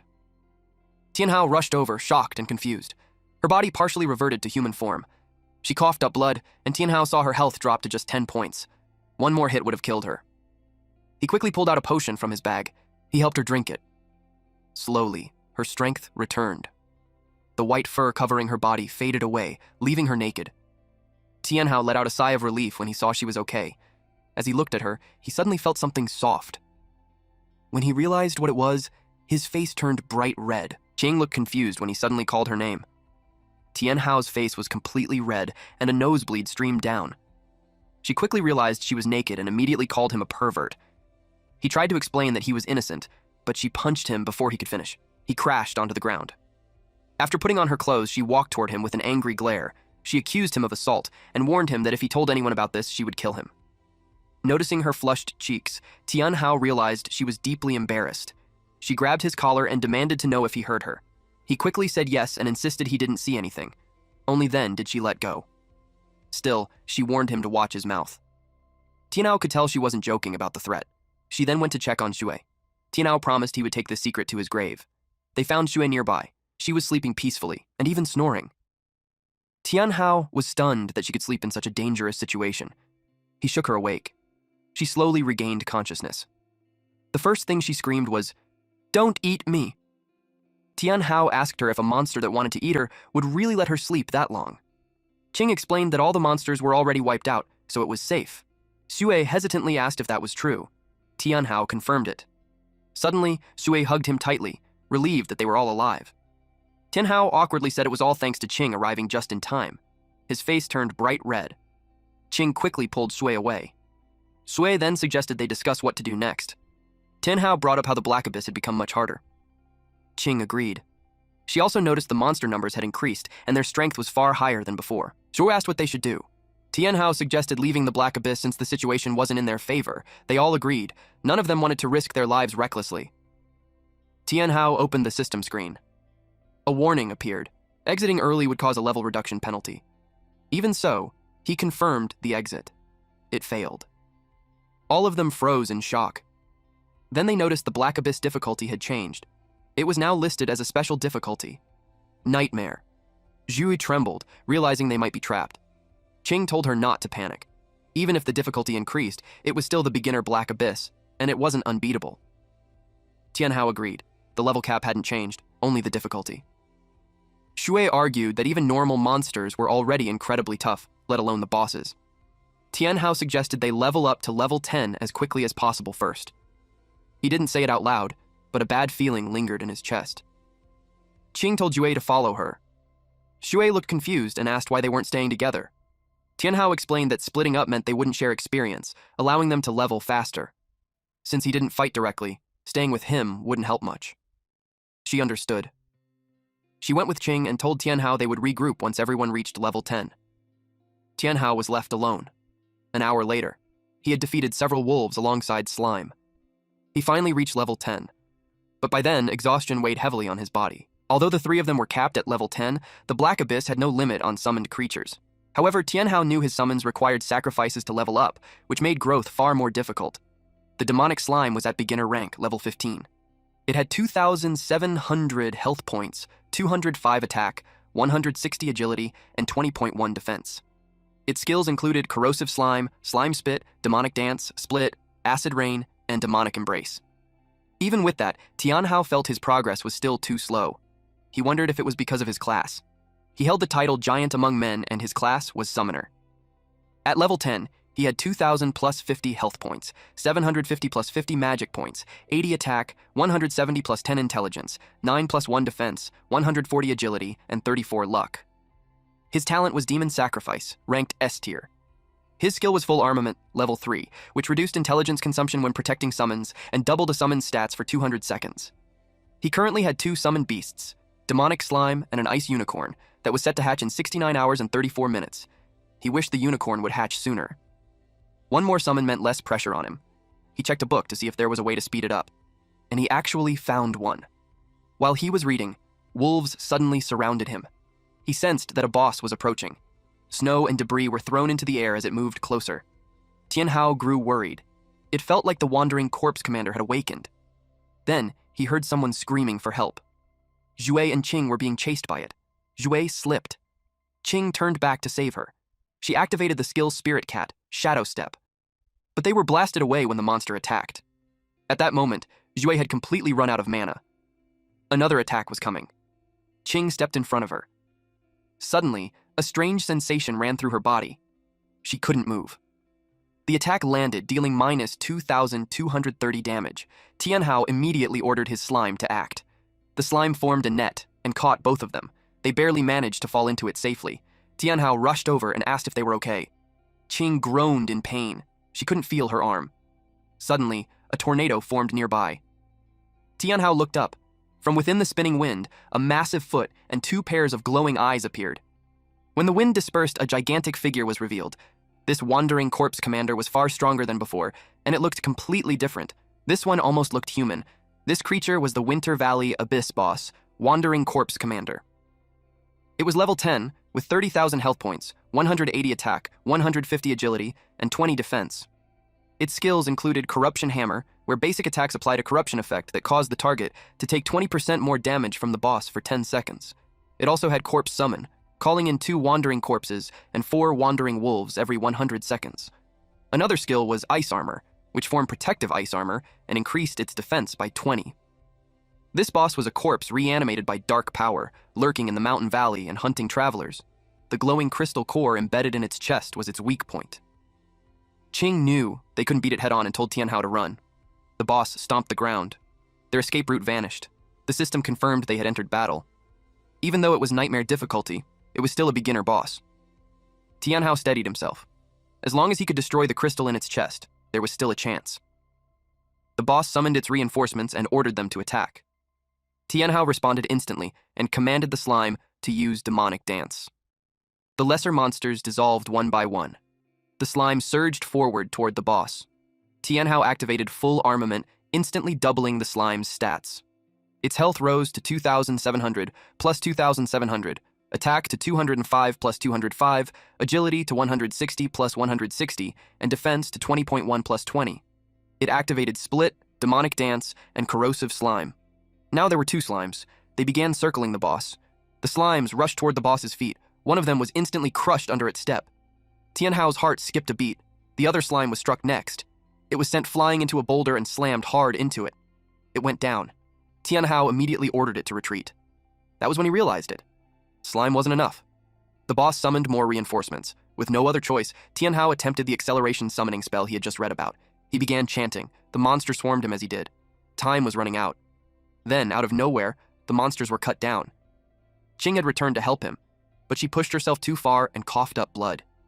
Tianhao kept chanting, even as the boss raised its weapon to strike. He knew he wouldn't finish in time. Suddenly, a golden light enveloped them. It shone brilliantly. Tianhao froze, confused. Shui shouted that it was a defense aura. He saw the incoming attack and felt his chest tighten. Zhue yelled at him to hurry. Her defense aura was only level 1. It wouldn't last long. He chanted faster. The defense aura shattered. The boss's weapon slammed into the ground. The shockwave blasted Zhu away. Our boy forced himself to look up as the egg began to crack. At the same time, the slime restrained the boss's arm. Finally, Tianhao completed the chant. The slime was violently torn away. The boss noticed a glowing blue light. It raised its weapon again. But the light was blinding. Tianhao stared in disbelief. It worked. The unicorn emerged. The boss recoiled in shock. Its limbs were instantly covered in ice. Qing was barely conscious, but she could sense something was wrong. The boss had entered its second stage. With what little strength she had left, she told them to run. Tianhao ordered the unicorn to move. The unicorn charged toward the boss. Wind spiraled violently around its horn. The unicorn leaped toward the boss. By then, the crystal core in its chest had been encased in ice. The unicorn shattered the ice and struck the core directly. The boss's body was instantly obliterated. Qing stared in disbelief. Despite having 30,000 health points, the boss was defeated in a single hit. Tianhao was stunned as well. He asked the unicorn how it felt. The unicorn looked back at him calmly. This special frost unicorn was level 1, with 500 health points, 20 attack, 15 agility, and 10 defense. Its skills were Charm, Pierce, and the ultimate skill, Rainbow Horn. Tianhao gently patted it and praised it. The slime climbed onto his back, clearly wanting attention too. He praised the slime as well. Without it, they would have been completely wiped out. Tianhao then asked the two girls if they were all right. Qing admitted she didn't expect to be saved by him again. She asked if that unicorn was his new summoned beast. She said it was terrifying that a level 1 summon could defeat the Wandering Corpse commander. Even Tianhao hadn't expected that much damage. Qing explained that the Wandering Corpse commander was a dark attribute monster, while the unicorn was a dual attribute summon of light and frost. That attribute advantage was likely why the damage was so overwhelming. Tianhao finally understood. The system announced their success in killing the Wandering Corpse commander. They watched as the reward calculation began. Since the difficulty was Nightmare, all rewards were doubled. It was the first clear, with a completion time of 3 hours and 27 minutes. They received the first clear bonus, the time bonus, and an additional attack bonus for the one-hit kill. The evaluation finished, and they waited for the equipment to drop. Suddenly, Tianhao was transported to a dark space. An ominous floating box appeared in front of him. The item was called Purgatory Spirit Cube, a legendary summoner-exclusive equipment. It reduced attack by 30, defense by 50, and agility by 60, but increased mana by 200. Tianhao was confused. He couldn't understand why a legendary item would lower stats. Then he read further. The cube had 3 active effects. First, after defeating an enemy, their soul could be sealed and stored inside the cube. Second, by consuming 5 souls, the soul of the deceased could be attached to a summoned creature. Third, it unlocked at level 10. It also had a passive effect that unlocked at level 4. The description stated it was a spirit from the land of darkness, a guardian of forbidden sins. Tianhao didn't fully understand how the abilities worked. A light above him caught his attention. The Purgatory Spirit Cube shot a beam of light toward it. He saw that the cube now contained 1 soul, the Nightmare rank leader's soul. The soul of the Wandering Corpse commander had been sealed inside. The cube automatically collected souls after battle. Suddenly, a white wolf leaped onto him. Tianhao panicked. Then the wolf transformed back into Qing. She laughed, saying she just wanted to scare him. He thought it was another monster and asked how she turned into a wolf when she was supposed to be a spirit cat. Qing explained that she obtained special equipment. It was called Immortal Bird Feather, an epic druid exclusive item. It doubled attack and agility. Tianhao checked its effects and thought it was better than his own equipment. The feather also had a passive effect that doubled the duration of all druid transformations. Its first active effect allowed her to transform into a deadly frost wolf known for speed. The second allowed her to transform into a brown bear, known for strength. The final effect used the power of the immortal bird to transform into an immortal bird fighter, though it came with serious side effects. Tianhao asked what an immortal bird fighter even was. Qing admitted she didn't know either. Because of the side effects, she planned to be cautious with it. Tianhao advised her not to use it for now, especially after such a hard battle. Shui suddenly called out to them. They turned and saw something small flying near her. Tianhao asked what it was. Shui smiled and said that from now on, she could protect them too. A tiny pixie landed gently on her hat. Shui was delighted with the new equipment she received. It was incredibly powerful. The equipment was Sakran's magic hat, a rare set that included a magic hat she already owned, along with a staff, robe, and necklace. The attributes would only activate when the full set was equipped. She had never heard of Sacred before. Qing hadn't either, so she suggested that once they finished the dungeon, they should return to school and ask their teacher. Tianhao checked the hat's passive effects. It summoned a protective spirit, tripled all magic effects, and allowed Sacred to actively attack. Active effects 1 and 2 were still locked. He pointed at the pixie and said that it was probably Sacred. He was amazed by how strong the passive effects were. When he compared it to his own reward, his cube felt much weaker. His summoned beasts moved closer to him, as if to comfort him. Tianhao smiled anyway. He was just grateful the unicorn had hatched. Without it, they would have been wiped out. Qing tried to pet the unicorn, but it turned its head away. However, it happily let Hui cuddle it. Qing grew annoyed and complained about why it wouldn't let her touch it. Tianhao suggested they leave the area first. The abyss difficulty had suddenly changed, and they had no idea what might happen next. He selected leave. A magic circle formed beneath their feet. They vanished. Then they emerged from the gate. Immediately, they attracted the crowd's attention. The men nearby blushed at the sight before them. Some even got nosebleeds from how beautiful she was. Tianhao was confused by their reactions. He turned to see what everyone was staring at. Standing there was a woman with blue hair, dressed in skimpy, goddess-like clothing. Even Tianhao got a nosebleed. The woman looked at him, called him master, and asked if he didn't recognize her. Only then did he realize she was the unicorn. Meanwhile, in a nearby area where medics were treating the injured, someone rushed to report to a teacher that something was wrong. The teacher asked what happened. The man told him that someone had exited the Black Abyss. The teacher immediately asked if anyone was injured. His expression turned serious as he ordered them to come with him at once. But the man quickly grabbed the teacher's arm. He clarified that no one was injured. In fact, everyone came out alive and well. The teacher was stunned. Suddenly, system screens appeared everywhere. An announcement echoed out. Tianhao, Qing, and Zhui had cleared the beginner rank Black Abyss, Cold Valley Abyss on Nightmare difficulty. At the same time, the unicorn politely greeted her master, Tianhao. He quickly told her not to come any closer. She grabbed his hand and asked if he didn't want her anymore. Flustered, he told her to just say what she wanted without moving closer. Zhui quietly asked Qing if she was seeing the same thing. Qing noticed Tianhao's hand pressing against the unicorn's chest. Her expression darkened. Her anger triggered a transformation. She lunged at him, slashing and calling him a pervert. Zhui asked Tianhao if he needed healing magic. He shouted that Shui was the best, unlike that violent woman.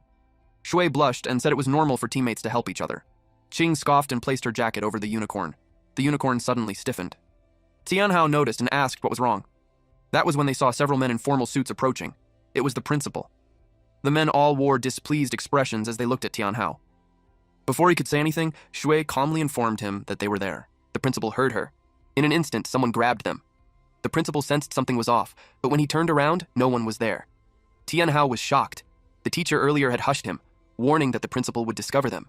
But Qing suddenly yelled, demanding to know who they were. Tianhao quickly told her to calm down and explained that the man was his teacher. The teacher's eyes were fixed on the unicorn. Tianhao asked him what was happening. He briefly explained that the Black Abyss had rioted, causing countless deaths. Then, pointing forward, he said it looked like they had found the cause. Tianhao thought he meant him. He asked if Tianhao had made a contract with the unicorn inside the abyss. Tianhao asked how he knew. The teacher couldn't believe it. Making a contract with it, and even hatching the egg, would definitely bring trouble. The kid was finished. Tianhao asked what he should do. At that moment, they were discovered. Men in black suits suddenly surrounded them. The principal gave the order to capture them. The men in suits stepped forward. The principal noticed a man and was about to question who he was. But when the man turned around, the principal recognized him and demanded to know why he was there, ordering him to step aside. The teacher tried to explain to his senior brother that Tianhao was a student from their school. Hearing that, Tianhao realized his teacher and the principal were fellow disciples. The principal flatly refused and announced that Tianhao, Qing, and Shui were expelled. The news hit the three like a thunderbolt. He formally declared their expulsion. They asked on what grounds. He coldly replied that it was his authority as principal. Tianhao argued that it made no sense to expel them without any investigation. The teacher backed him up. He added that Tianhao possessed an S-class talent, a once-in-a-century genius, and asked if the principal truly wanted to expel such a student. But the principal ordered him to leave. He was determined to take them away. The principal was under immense pressure at that moment. Suddenly, even more people appeared surrounding them. Then a voice told everyone to wait. The sound alone startled the principal. He turned toward the source. Tianhao, Qing, and Shui followed his gaze. The speaker stepped forward. It was a girl in a black dress holding a black umbrella. A maid and a guard stood beside her. She already knew he was the one who cleared the Black Abyss on nightmare difficulty. Tianhao asked who the little girl was. Being called a little girl offended her. She introduced herself as Anjing Yao, princess of the DuPont royalty. Tianhao had no idea what the DuPont royalty even was. The principal treated her with utmost respect and said the suspect was already under control and would be taken away for interrogation, but she told him to release them. The maid stepped forward and revealed a teleportation scroll. They planned to take them back to the Black Abyss. The teacher was stunned. He had heard rumors that the century-hidden dungeon, Rift Valley Black Abyss, would appear in a few days, but he never expected the royal family to already possess a teleportation scroll. Still, he was deeply worried. The Black Abyss dungeon had a recommended level of 20 to 50, and Tianhao had only just reached level 10. If he entered now, he would be the first to die. Jing Yao suddenly called Tianhao a peasant. She then ordered him to join the DuPont royal family's Rift Valley Black Abyss exploration team. Tianhao replied that he wasn't interested. That response angered her. The principal insisted that he had to take Tianhao back since he was still their student. That only annoyed Jing Yao even more. She hated being interrupted while speaking. The maid calmly reminded the principal that he had already expelled them. He argued back that the expulsion hadn't been processed yet, so they were still officially his students. The maid stepped forward and pressured him, asking if he was defying the royal family's orders. The principal fell silent. Jue quietly asked Tianhao what they should do. Jing Yao reminded Tianhao that many eyes were now on him after he cleared the Black Abyss on nightmare difficulty. Tianhao glanced around. He saw guards surrounding them. Their presence also intimidated Shui and Qing. Qing suddenly said she would join. Tianhao was shocked. She explained that if they stayed, they would be captured anyway, so it was better to take the risk. Jing Yao asked Tianhao for his final decision. The teacher urgently told him not to go. Entering the Black Abyss now would be suicide. Tianhao thought it over. Then he decided to join. Seeing that, Shui was influenced and chose to go as well. Jing Yao was clearly pleased. The maid ordered Principal Feng to release them. He had no choice but to comply. The teacher told Feng to stop this. Feng replied that he had already tried earlier. Now the students were on their own. The teacher could only feel regret. One of the guards stepped forward and introduced himself as Zuo Sheng, captain of the DuPont royal family's Royal Swordsman Guard. The chief butler was Lucy. She had a cold expression, but her strength was obvious. With the team formed, Jing Yao told them to follow her. A tornado suddenly formed in front of them. In the next moment, they were teleported into a long hallway where Jing Yao was immediately greeted by maids. A massive door slowly opened. They couldn't help but feel amazed by the extravagant room inside. Shui whispered to Qing that something felt off. Qing asked her what she meant. Before they could react, they froze. Swords and guns were suddenly aimed at them. Jing Yao laughed and said new students were incredibly easy to scam. She then ordered Lucy to act, but everyone was caught off guard when slime suddenly wrapped around them. Lucy panicked as she saw the slime's devilish grin. Tianhao stared at Jing Yao and asked what she was planning to do. Jing Yao paused. She realized that he had already noticed. He snapped his fingers. The slime immediately released Lucy and Sheng. Tianhao had already noticed something on the way here. Even though Sheng looked relaxed, his thumb never left the sword hilt. Lucy, on the other hand, was always ready to draw her gun. As expected from a rookie team that cleared the Black Abyss on nightmare difficulty, his observation was sharp. Jing Yao asked why he released them, when his summons clearly had the advantage. Tianhao replied that they were in her territory. If a fight broke out, both sides would suffer heavy injuries. At the same time, maids quietly entered the room, knives hidden in their hands. He added that even if her level was higher than all three of them, it didn't mean they wouldn't fight back. Lucy bowed slightly and explained that the princess only wanted to test his strength. She apologized on Jing Yao's behalf. That apology left Qing feeling bitter. Jing Yao then told them that lunch had already been prepared before their departure. They left the room together. Qing whispered that the royals didn't seem kind at all and suggested they could fight them together if needed. Tianhao replied that even if he acted first, he could guarantee that the women would be the first to die. He told them to stay calm and see what the royal family was planning. As they walked down the hallway, they noticed murals painted along the walls. Sheng explained that they depicted the history of the DuPont royalty.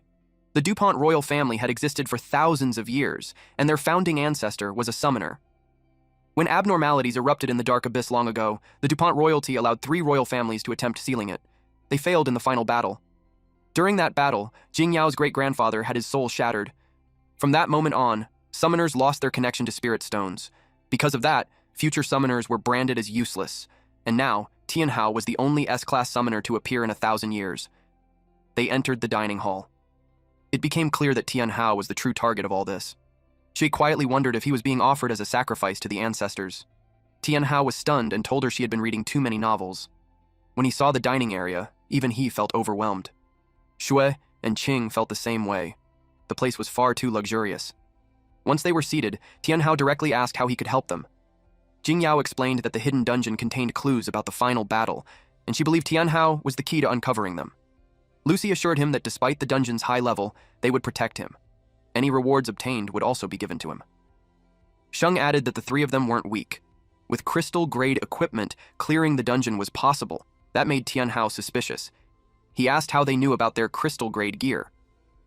Jingyao pointed at his hat and revealed that it was a relic of the Typhoon Royalty Sage and the strongest magic hat in Sakran's Omen set.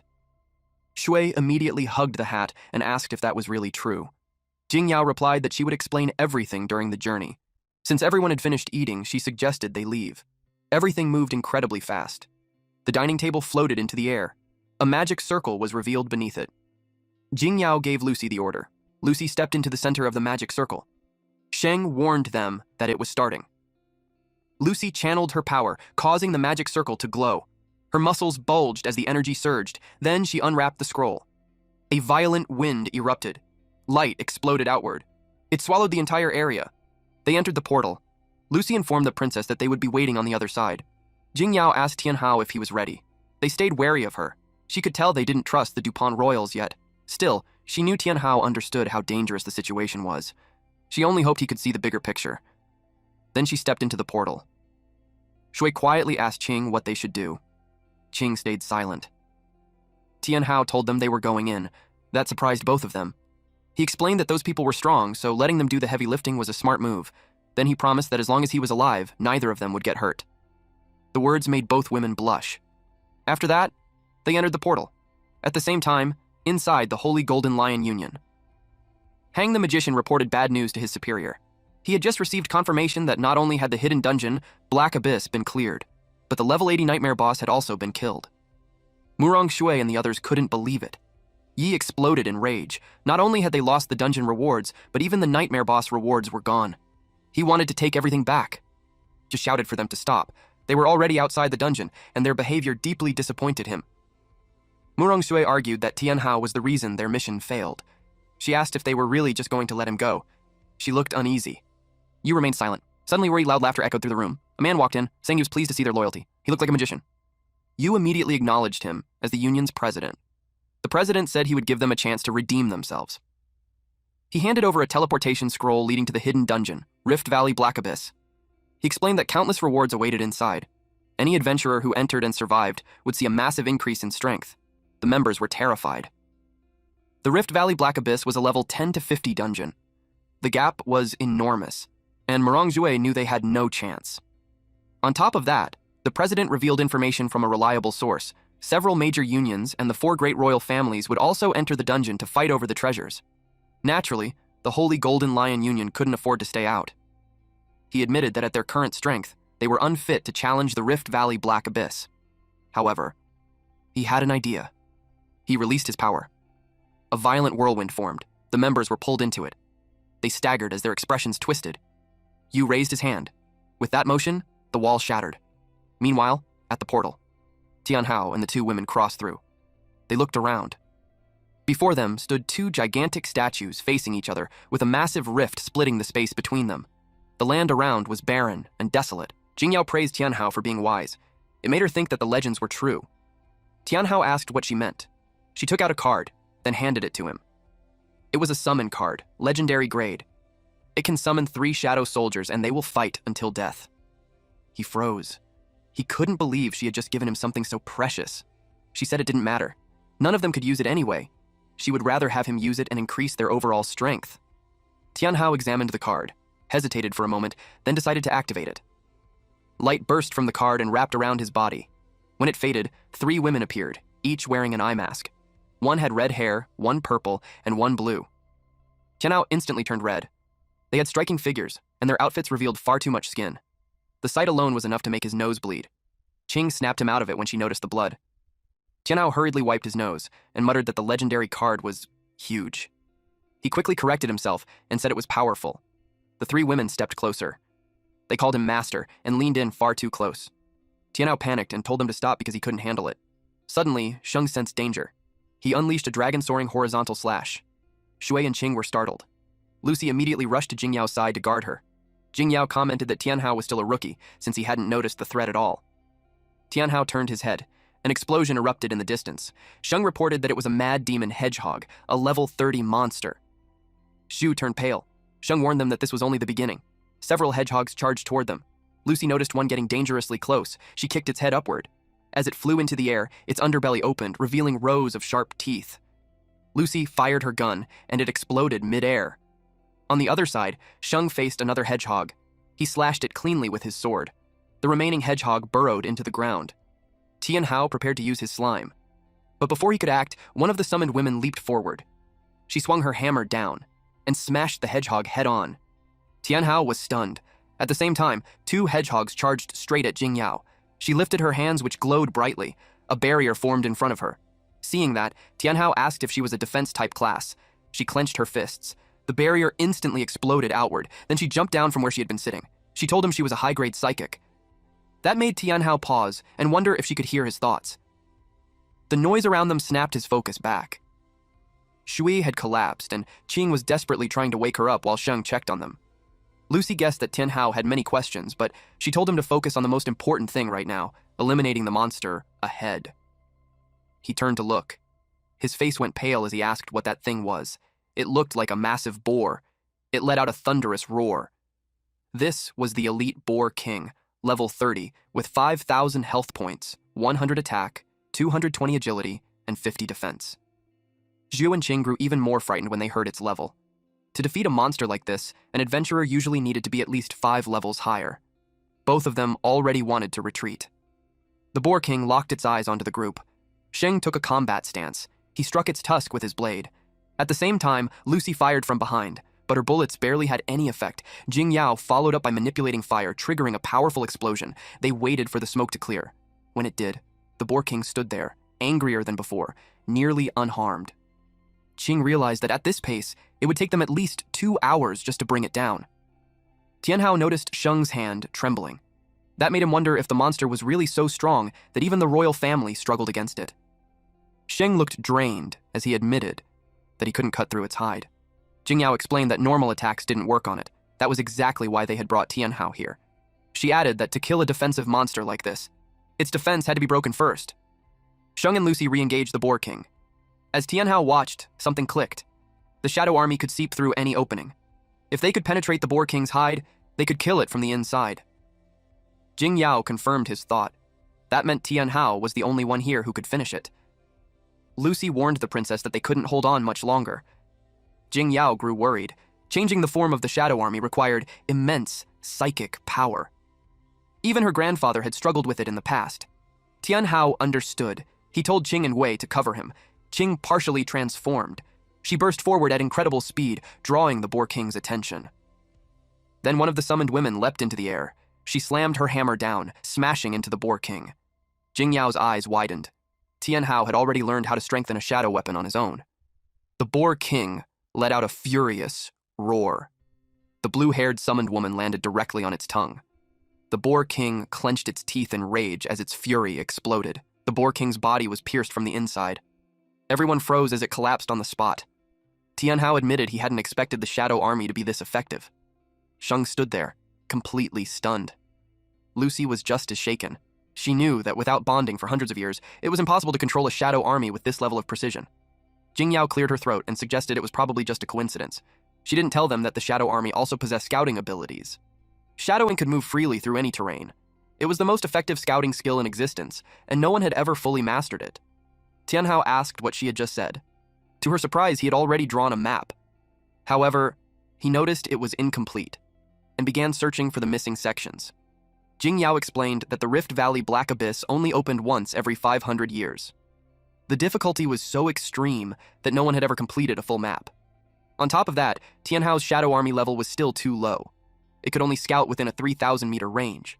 Even so, it was already the largest map recorded in hundreds of years. They wondered out loud if the prophecy had finally been fulfilled. Jingyao nodded toward Tianhao. Then she asked him what level his summoning book was. He asked what she meant. Lucy explained that it was the entry-level summoning book, given during registration at the Summoner Association. She asked if he had one. Tianhao looked confused. He said he did have a book, but it wasn't from the association. It was given to him by his teacher. Shang suddenly realized something. Tianhao had used that broken book to clear nightmare difficulty in the cold abyss. That alone confirmed he was the genius everyone talked about. Then, Jingyao handed him a book. He thanked her and asked how to use it. She told him to inject mana into it. He did. The jewel on the book began to glow, making him ask what it was. The power it released shocked Jingyao. Suddenly, Jingyao, Lucy, and Sheng all dropped to one knee and pledged their undying loyalty. Tianhao was completely caught off guard. The book glowed even brighter. Shui and Qing watched closely as the book opened and its pages flipped on their own. Tianhao didn't try to stop it. The light intensified, and images of monsters appeared. He realized the book was recording information on all summons. Another page flipped. It displayed detailed data about the slime. Then it flipped again and revealed information on the ice unicorn. Only then did he understand. It could record every detail of his summoned beasts. Qing became wary. Tianhao realized it was like carrying a living encyclopedia. Jingyao asked if something was wrong. He replied that he was fine. He told them to stand up and asked them to explain more about the book. Jingyao said they didn't fully understand it either. They only knew it had been left behind by an ancient sage. After the final battle, all knowledge related to summoners was lost. Over time, summoners gradually disappeared. The book circulated for 500 years before being discovered by her grandfather, who treated it as a priceless treasure his entire life. Her grandfather devoted his life to researching it. In the end, he only managed to make the jewel glow faintly. Lucy shared that the former king had only understood a small portion of the book, yet he still became one of the strongest masters on the mainland. Jingyao believed this was the chance for summoners to rise again after the catastrophe. Because of the former king's efforts, the DuPont royal family earned the respect of all nations. Before the former king passed away, he searched desperately for a summoner worthy of inheriting his legacy, but never succeeded. After his death, the surrounding nations grew bolder. That was why they found Tianhao and hoped he would help them. As long as he, the Lord Summoner, agreed to support them, and Jingyao, as the princess of the DuPont royal family, would dedicate the entire royal family to serving him. Tianhao was displeased. They had been testing him all this time, and only now, when they needed help, did they bow their heads. She admitted it and asked him to punish her for her actions. Lucy hurriedly begged for forgiveness. She explained that they had searched for a successor for years, but everyone they found was either untalented or a fraud. She added that the royal family poured endless resources into those candidates, but it was all wasted. They could no longer afford to gamble. Jingyao sharply told her to shut up. Tianhao asked if they weren't afraid that he might be a fake as well. Jingyao confidently replied no. He was the only person in 100 years who made the jewel shine that brightly. Her grandfather once said that anyone recognized by the book would become the king of the DuPont family. Qing asked if no one else had tried using the book. Sheng explained that many had tried, but those people were already bound to low-tier treasure books. Once a treasure book is bound, unless the summoner advances to the next stage, they cannot bind another treasure book. They had also tried forcing a bind, but it always ended in disaster. Tianhao hadn't registered at the Summoner Association, which was why he could bind to it directly. He corrected her and said he had earned it.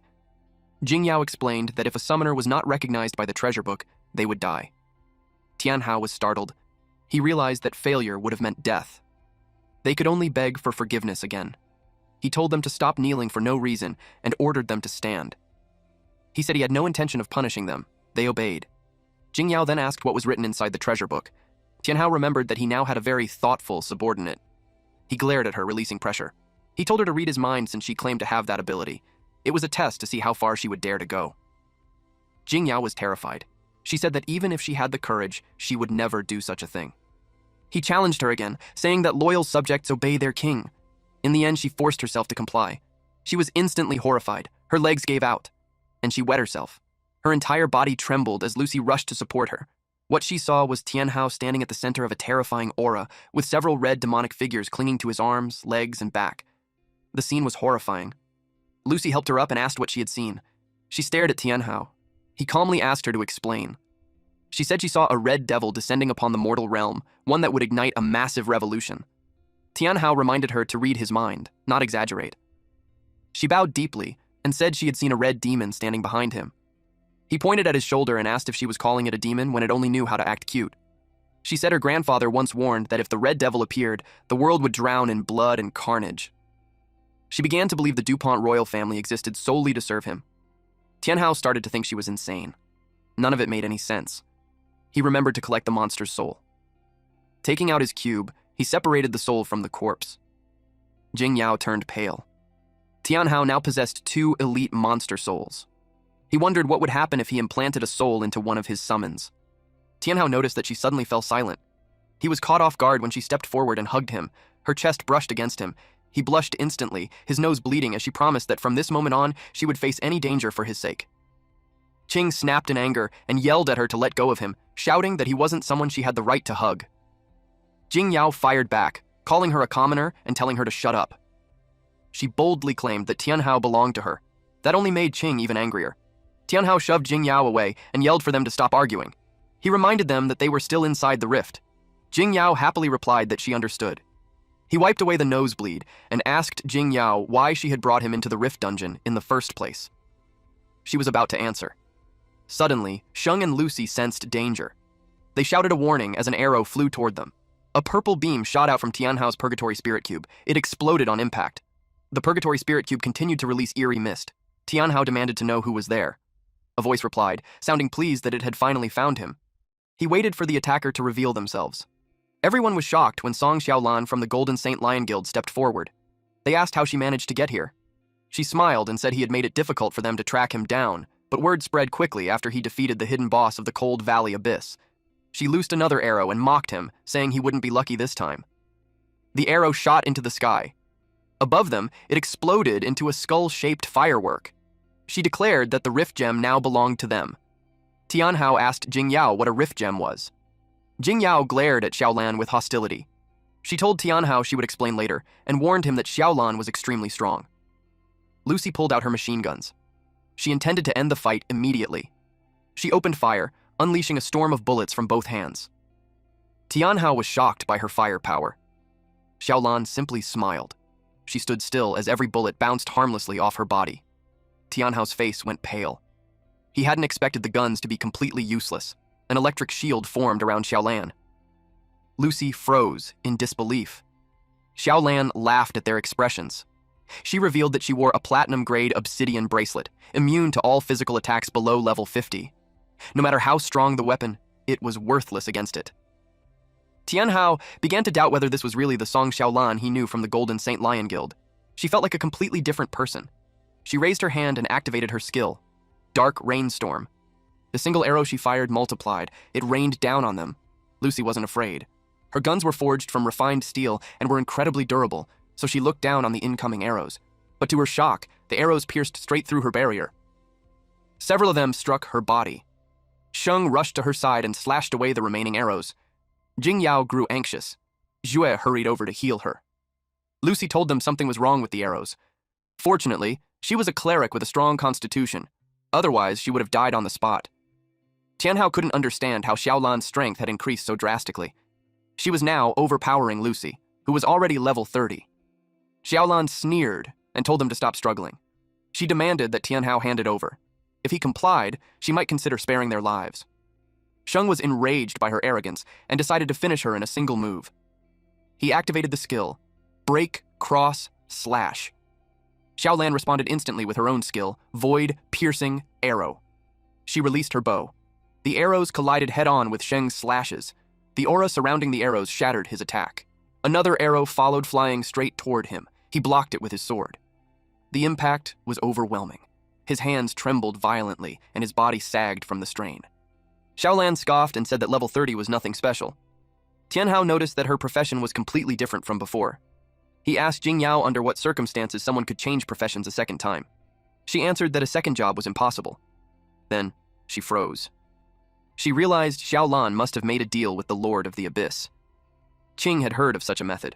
By forming a contract with the Lord of the Abyss, one could change professions again, but the price was their soul. Xiaolan laughed and said there was no point in knowing any of that. She would send them all to their deaths anyway. She activated Void Piercing Arrow once more. She charged forward, unleashing a wave of arrows. Purple energy ripped through the ground as the arrows spread in every direction. The Shadow Army was struck. Jing Yao was furious. Xiaolan sensed that Jing Yao was someone she couldn't ignore. That realization forced her to use a certain move. It was a technique that placed an extreme burden on the body. It could only be used 3 times, but she was confident that once was enough to kill them all. It was a frenzied bow strike. Lucy stood calmly as the arrows rushed toward her. She formed small swirling currents of energy around her body, blocking every attack. Xiaolan was stunned.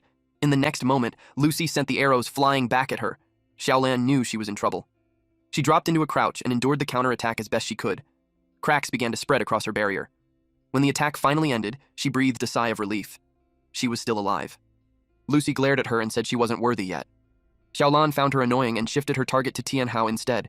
She crushed a piece of paper in her hand. In the next instant, she appeared right behind him. Lucy panicked. She was about to stab him. Suddenly, the cube in his hand began to vibrate. A mysterious female warrior wielding a massive weapon emerged. Xiaolan's face turned pale the moment she saw it. She was smashed by a gigantic warhammer. After that, she was reduced to nothing but a pile of soil. Zhu and Lucy were stunned. Once Zhu regained her senses, she immediately started healing him. Qing jumped into his arms, relieved that he was unharmed. That only caused another nosebleed. His face turned red when her chest pressed against him. Jing Yao commented that, as expected of the chosen summoner, even with a low level, Tianhao could defeat such a powerful opponent. He pointed out that the heir of the DuPont royal family couldn't even block a single attack. She made an excuse, claiming she had deliberately held back to awaken his potential. Jing Yao replied sarcastically that he understood. Tianhao finally asked Qing how long she planned to keep hugging him. Embarrassed, she quickly backed away. Tianhao realized just how useful the Purgatory Spirit Cube really was. He hadn't expected that even the soul of a roaming corpse leader could be this powerful. A timer appeared, showing 6 hours and 56 minutes. Just as he thought, souls summoned from the cube had a cooldown. Still, a strike that terrifying having a cooldown made sense. If the roaming corpse leader was already this strong, he couldn't help but wonder how powerful the Bristlepig King's soul would be. Lucy asked what he was thinking about and warned him that if they delayed any longer, others would steal the loot.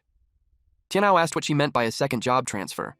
Logically, a normal person's strength shouldn't increase that fast. Lucy remarked that getting injured by such minor characters was an embarrassment to the DuPont royal family. Lucy and Sheng could only nod. She told them to stop standing around and hurry up. She would explain the second job transfer along the way. Lucy and Sheng exchanged glances and nodded. They set off together.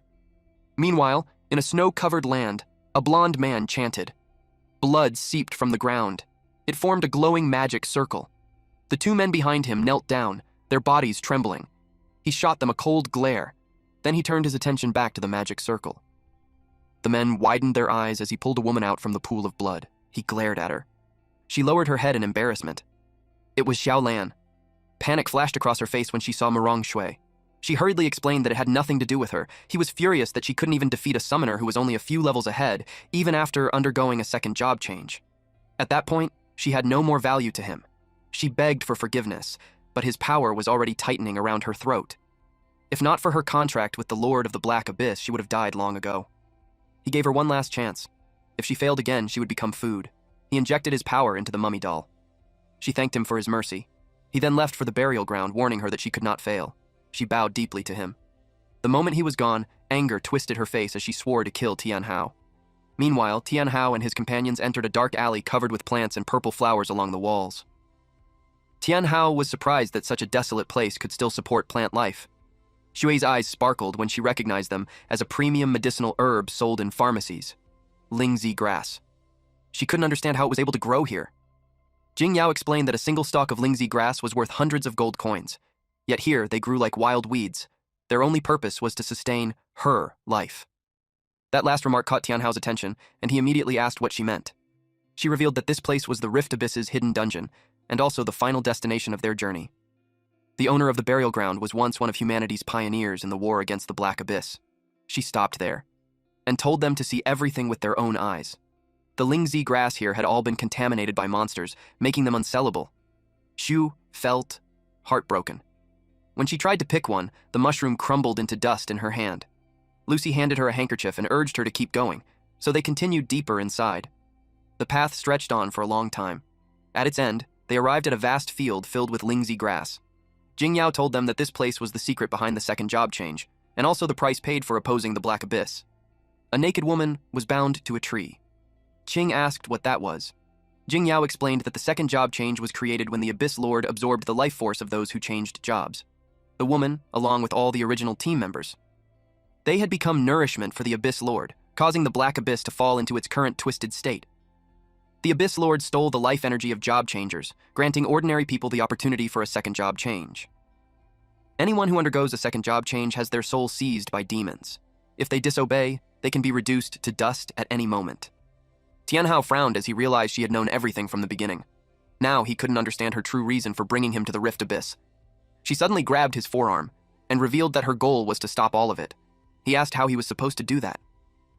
She told him that only the hand of a summoner could call forth the final traces of spiritual power, the hearts, left behind by the original team members, and use them to halt the Abyss Lord's plan of destruction. When Tianhao touched it, a golden light burst forth. The light gathered at the woman's chest. When it faded, an emblem of holy light was revealed. Our boy wondered what this holy light even do. Lucy revealed that the person standing before him was actually the first-generation human holy cleric, Jiang Qingshui. He was stunned by the revelation and stared at her closely. Jingyao noticed the spirit stone in his hand and explained that it reacted because of his powerful spiritual summoning talent as an S-rank summoner.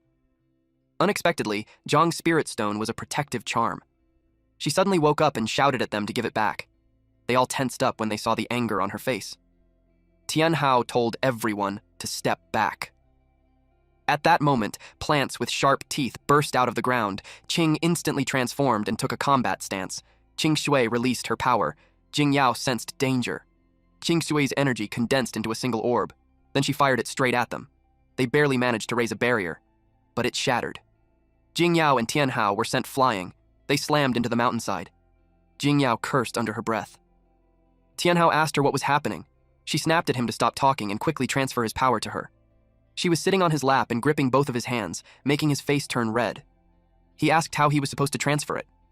She urgently told him to use restoration magic. He had a guess about what she meant, but he needed to be sure. Shui, Sheng, and Qing grew anxious as Qing Shui prepared another attack. Sheng drew his sword. He stepped directly into the path of the beam and swung his blade at it. He shouted to Jingyao that he couldn't hold on much longer. She pushed Tianhao harder. Nothing else mattered to her anymore. She kissed him. Tianhao froze. He realized how soft and sweet a beautiful girl's lips were. His nose started bleeding, but he kissed her back. Golden light wrapped around both of them. Shui saw it and immediately pointed it out to Qing. Qing scolded Tianhao. At that moment, Jingyao shoved him away. Playtime was over. She had fully recovered, and now she was ready to strike back. The condensed orb of power kept growing, becoming larger and denser. Another force merged into it, making everyone even more terrified. Tianhao suddenly realized that Jingyao had absorbed his spiritual power. Qingshui began preparing another attack. Jingyao coldly told her that someone like her had no place in the new era and should simply disappear. Qingshui froze in shock as her power suddenly dissipated. Jingyao released her own power in response. She controlled it carefully, until it pierced straight through Qingshui. Jingyao admitted she hadn't expected Tianhao's spiritual power to be this strong. She was distracted for a brief moment when Lucy called out and pointed at something. The Lingzi grass was falling, and it was gathering around Qingshui. Jingyao told her to stop struggling, but Qingshui screamed instead. Jingyao immediately sensed danger. It was a series of sonic wave attacks. Jingyao was hit directly. Tianhao hurriedly summoned his slime to help her. The slime caught her in midair. She told him not to worry about her. She tried to stand up and continue fighting. Tianhao stopped her, saying he had already received so much from her and couldn't ask her to fight for him again. He looked at Qingshui and declared that something born from the old era should be ended by the people of the new era. He stepped forward, ready to fight alongside his slime and unicorn. Qingshui was horrified when she saw him, which only drove her into a frenzy. She gathered her power once more. Tianhao called for Qing's support. A powerful beam of energy shot straight toward Tianhao. He didn't move. To his surprise, a massive polar bear appeared in front of him. It blocked the attack. Tianhao stared in shock. Shui immediately recognized it. It was a cyclone's protective spirit. Jingyao commented that Tianhao's companion was incredibly strong. The bear gathered its remaining strength and shoved the powerful beam away. The force burned its paws, and the transformation faded, revealing Qing. She urgently told Tianhao to hurry. There was a gap in the light sphere he could exploit. Tianhao used slime spit to summon more slime. Thick red goo splashed over Qingshui. He mounted his unicorn and released the Boar King spirit to attack next. The massive tusk lunged forward, aiming straight for Qingshui. but she blocked it with her bare hands. Her chest was exposed, revealing a glowing star-shaped mark. Jing Yao saw it and immediately shouted for Tianhao to destroy the demon core. Qing Shui twisted the tree branches around her, blocking Tianhao's path. Lucy and Sheng grew anxious. The situation was turning bad. Qing Shui no longer looked like herself. She claimed they couldn't stop the demon's advance. She fired multiple beams of power at Tianhao while he was airborne. He couldn't dodge and could only brace himself, but nothing hit him. When he opened his eyes, Qing was standing in front of him. Her transformation made her look like an ice fairy. She blocked the attack with her own body. Luckily, she had a skill that could regenerate her wings. She urged him to move now. It hurt Tianhao to leave her behind, but he had no choice. He commanded the unicorn to use Rainbow Horn. The unicorn reverted to her demi-human form. Qing Shui froze in horror when she saw it. The unicorn charged forward and drove her horn straight into Qing Shui. Then she pulled back. Qing Shui screamed in pain. The demon core shattered. Tianhao felt a wave of relief as it finally worked. The dark spirit was forced out of her body. They all watched as it fled into the distance. Lucy and Sheng finally relaxed, knowing it was over. Our boy then noticed Qing Shui, and just to make sure everything is fine, he made a decision. Tianhao summoned the Shadow Legion to restrain her. Slime, together with her clone, heeded the command. Qing Shui then slowly regained her senses and thanked him for saving her. Tianhao was stunned by her sudden action. He stepped closer to her. Jing Yao sensed danger and shouted for her to stop. Qing Shui reached out. Her fingers brushed his cheek. Without warning, she pulled him in and kissed him. Tianhao froze, completely caught off guard, and so was everyone else. Faces flushed all around. A golden glow wrapped around them. After the kiss, she told him that the world still needed him. That was why she gave him the last of her energy. He didn't understand. She told him to go to the Black Abyss Forest, where he would find the answers he was looking for. Then her body shattered into light. Tianhao was left holding a small orb. It released a beam of light onto his forehead. When he checked his stats, his heart skipped. He had jumped 10 levels at once. Even his summoned beast space expanded. He now had 4 beast slots. Before he could react, the slime hugged him tightly. He asked if it wanted to advance as well. It nodded eagerly. Demon Slime Tier 1 was now level 15, with 2,700 hit points, 205 attack, 160 agility, and 20.1 defense. Its skills included Corrosive Slime, Slime Spit, Demon Dance, Split, Corrosive Acid Raid, and Demon Embrace. To advance to the intermediate stage, it required level 30. Cross-level advancement needed double sacrifice and a 1,600 HP limit. He activated Demonic Sacrifice. A magic circle appeared beneath them. Not knowing what it was, Lucy and Sheng immediately stood up, ready to protect Jing Yao.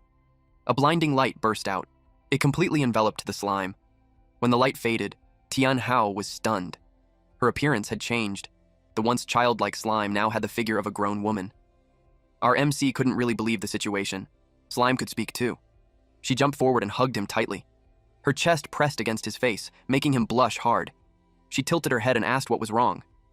He quickly said it was nothing and told her to let go, wiping his nosebleed as she cheerfully greeted the unicorn. Tianhao complained that everyone else had cool summoned beasts, while all of his were girls.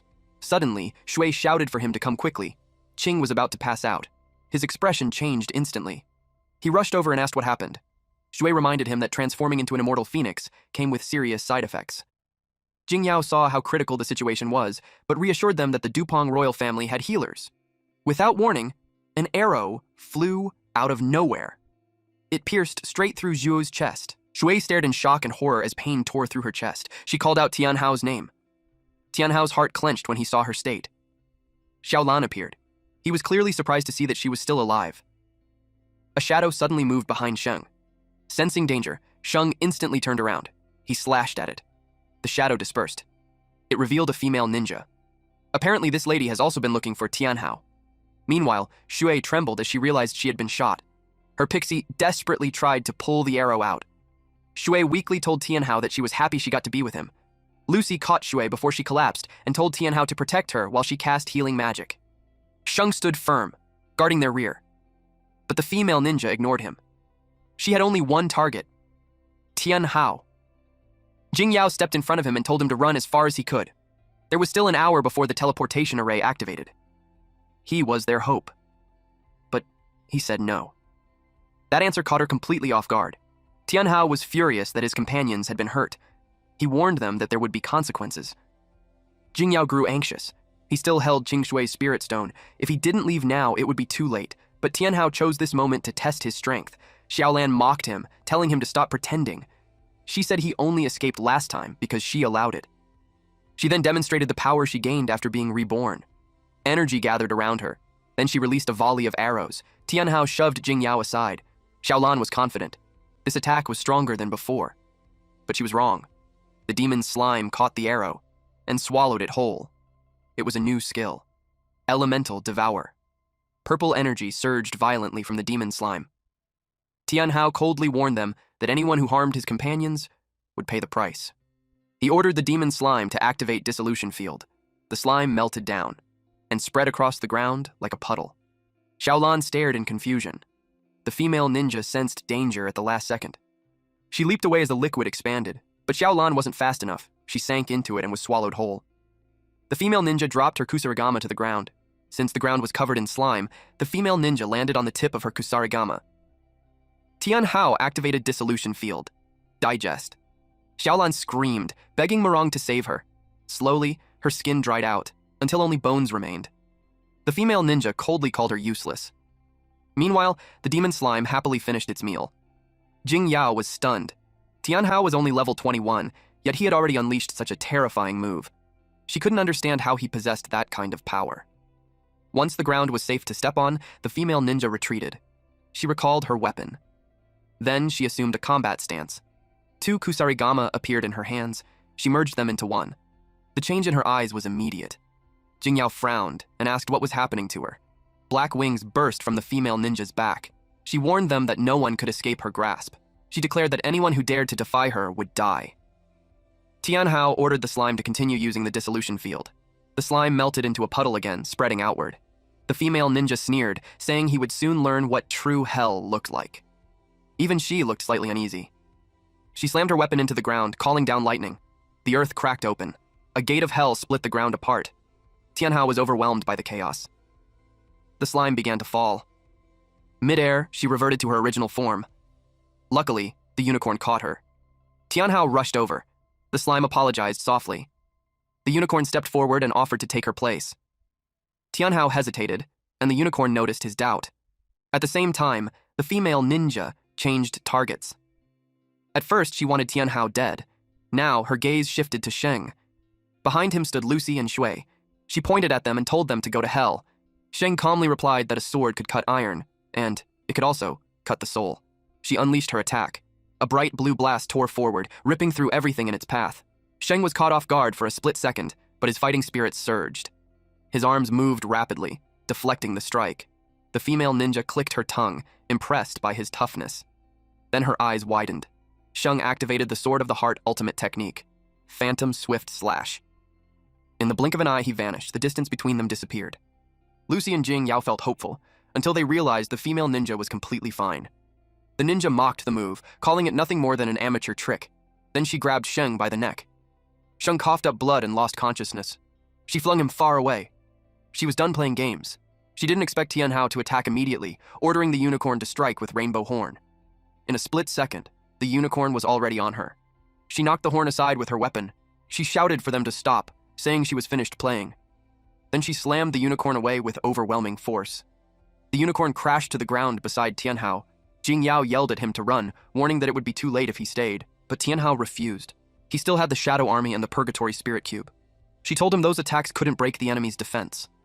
The unicorn urged him to use demonic sacrifice on her. He hesitated because her injuries were already severe, but she told him to trust her. He finally agreed. He activated demonic sacrifice. A magic circle appeared, bathing them in red light. Crimson marks spread across the unicorn's body, and her eyes turned blood red. When she stepped forward, the ground shattered under her strength. She transformed into a demonic frost unicorn, level 10, with 3,500 hit points, 120 attack, 100 agility, and 15 defense. Her skills were Demonic Rainbow Horn and Frost Embrace. Frost Embrace released burning ice from the frost hell of the 8 hells, inflicting both frostbite and burn damage. The female ninja sneered, saying she was just another fool who overestimated herself. She was ready to kill again. But something moved too fast, leaving only a streak of light. She sensed it. It was already too late. Her weapon disintegrated before she could react. she felt the unicorn standing behind her. Tianhao realized just how powerful the unicorn had become. He ordered her to keep using demonic rainbow horn and never give the enemy time to recover. She acknowledged his command. Then, she attacked. The female ninja panicked as the unicorn closed in. The demonic rainbow horn struck. Terror filled her eyes. A hole tore through her chest, and she collapsed unconscious. The unicorn looked down at the enemy. After confirming she was dead, she happily called out and ran back to her master. Tianhao suddenly panicked and shouted at her to look behind her. The female ninja's body released strange inscriptions into the air. They wrapped around her corpse as a beam of light burst from her body. The beam shot straight into the sky with overwhelming power. The sky darkened, and a voice spoke from behind the clouds, saying the female ninja had made a contract that allowed her to reincarnate through the cycle of rebirth. Her eyes snapped open. She regained control of her body and spread her wings. Everyone was horrified. She looked down at them and declared that it was impossible to kill her. Tianhao knew that if he didn't act fast, Qing and Shui would be in grave danger. Since killing her was impossible, he searched for another solution. He told the unicorn that he had a plan. The female ninja mocked him, asking what he thought he could do. Tianhao and the unicorn watched her closely. He activated Voice from Hell. A deafening sound erupted. Our MC was definitely being affected by this attack. He knew they couldn't keep this up. Suddenly, the slime appeared in front of the unicorn. She supported her, helping her prepare for the attack. The unicorn nodded. Slime covered her body and legs, greatly increasing her speed. She rushed toward the female ninja. Then, she vanished. The female ninja instinctively looked up. To her shock, she was restrained from behind. Tianhao ordered the unicorn to use Frost Embrace. A freezing mist poured from her mouth, rapidly encasing the female ninja in ice. Moments later, the ice shattered, taking more than half of the female ninja's body with it. The unicorn could only watch as it happened. Eventually, the enemy's legs gave out. She looked completely drained and reported to her master that it was finally over. The system announced that they had completed the hidden quest, Black Abyss, Burial Grounds. Everyone froze when the screen appeared. The system evaluated the results. The Abyss difficulty was Nightmare level, granting double rewards. They also received a first clear bonus and a time bonus for completing it in 16 hours and 45 minutes. After the evaluation, the system announced that a hidden piece of equipment would drop. But Tianhao ignored the rewards. He only asked to be returned to the city so they could treat the wounded. Qing, Shui, and Sheng had all reached their limits. Lucy said she was barely able to maintain Shu's heartbeat and feared it was about to stop. Suddenly, a circular mirror formed around them, leaving her completely stunned.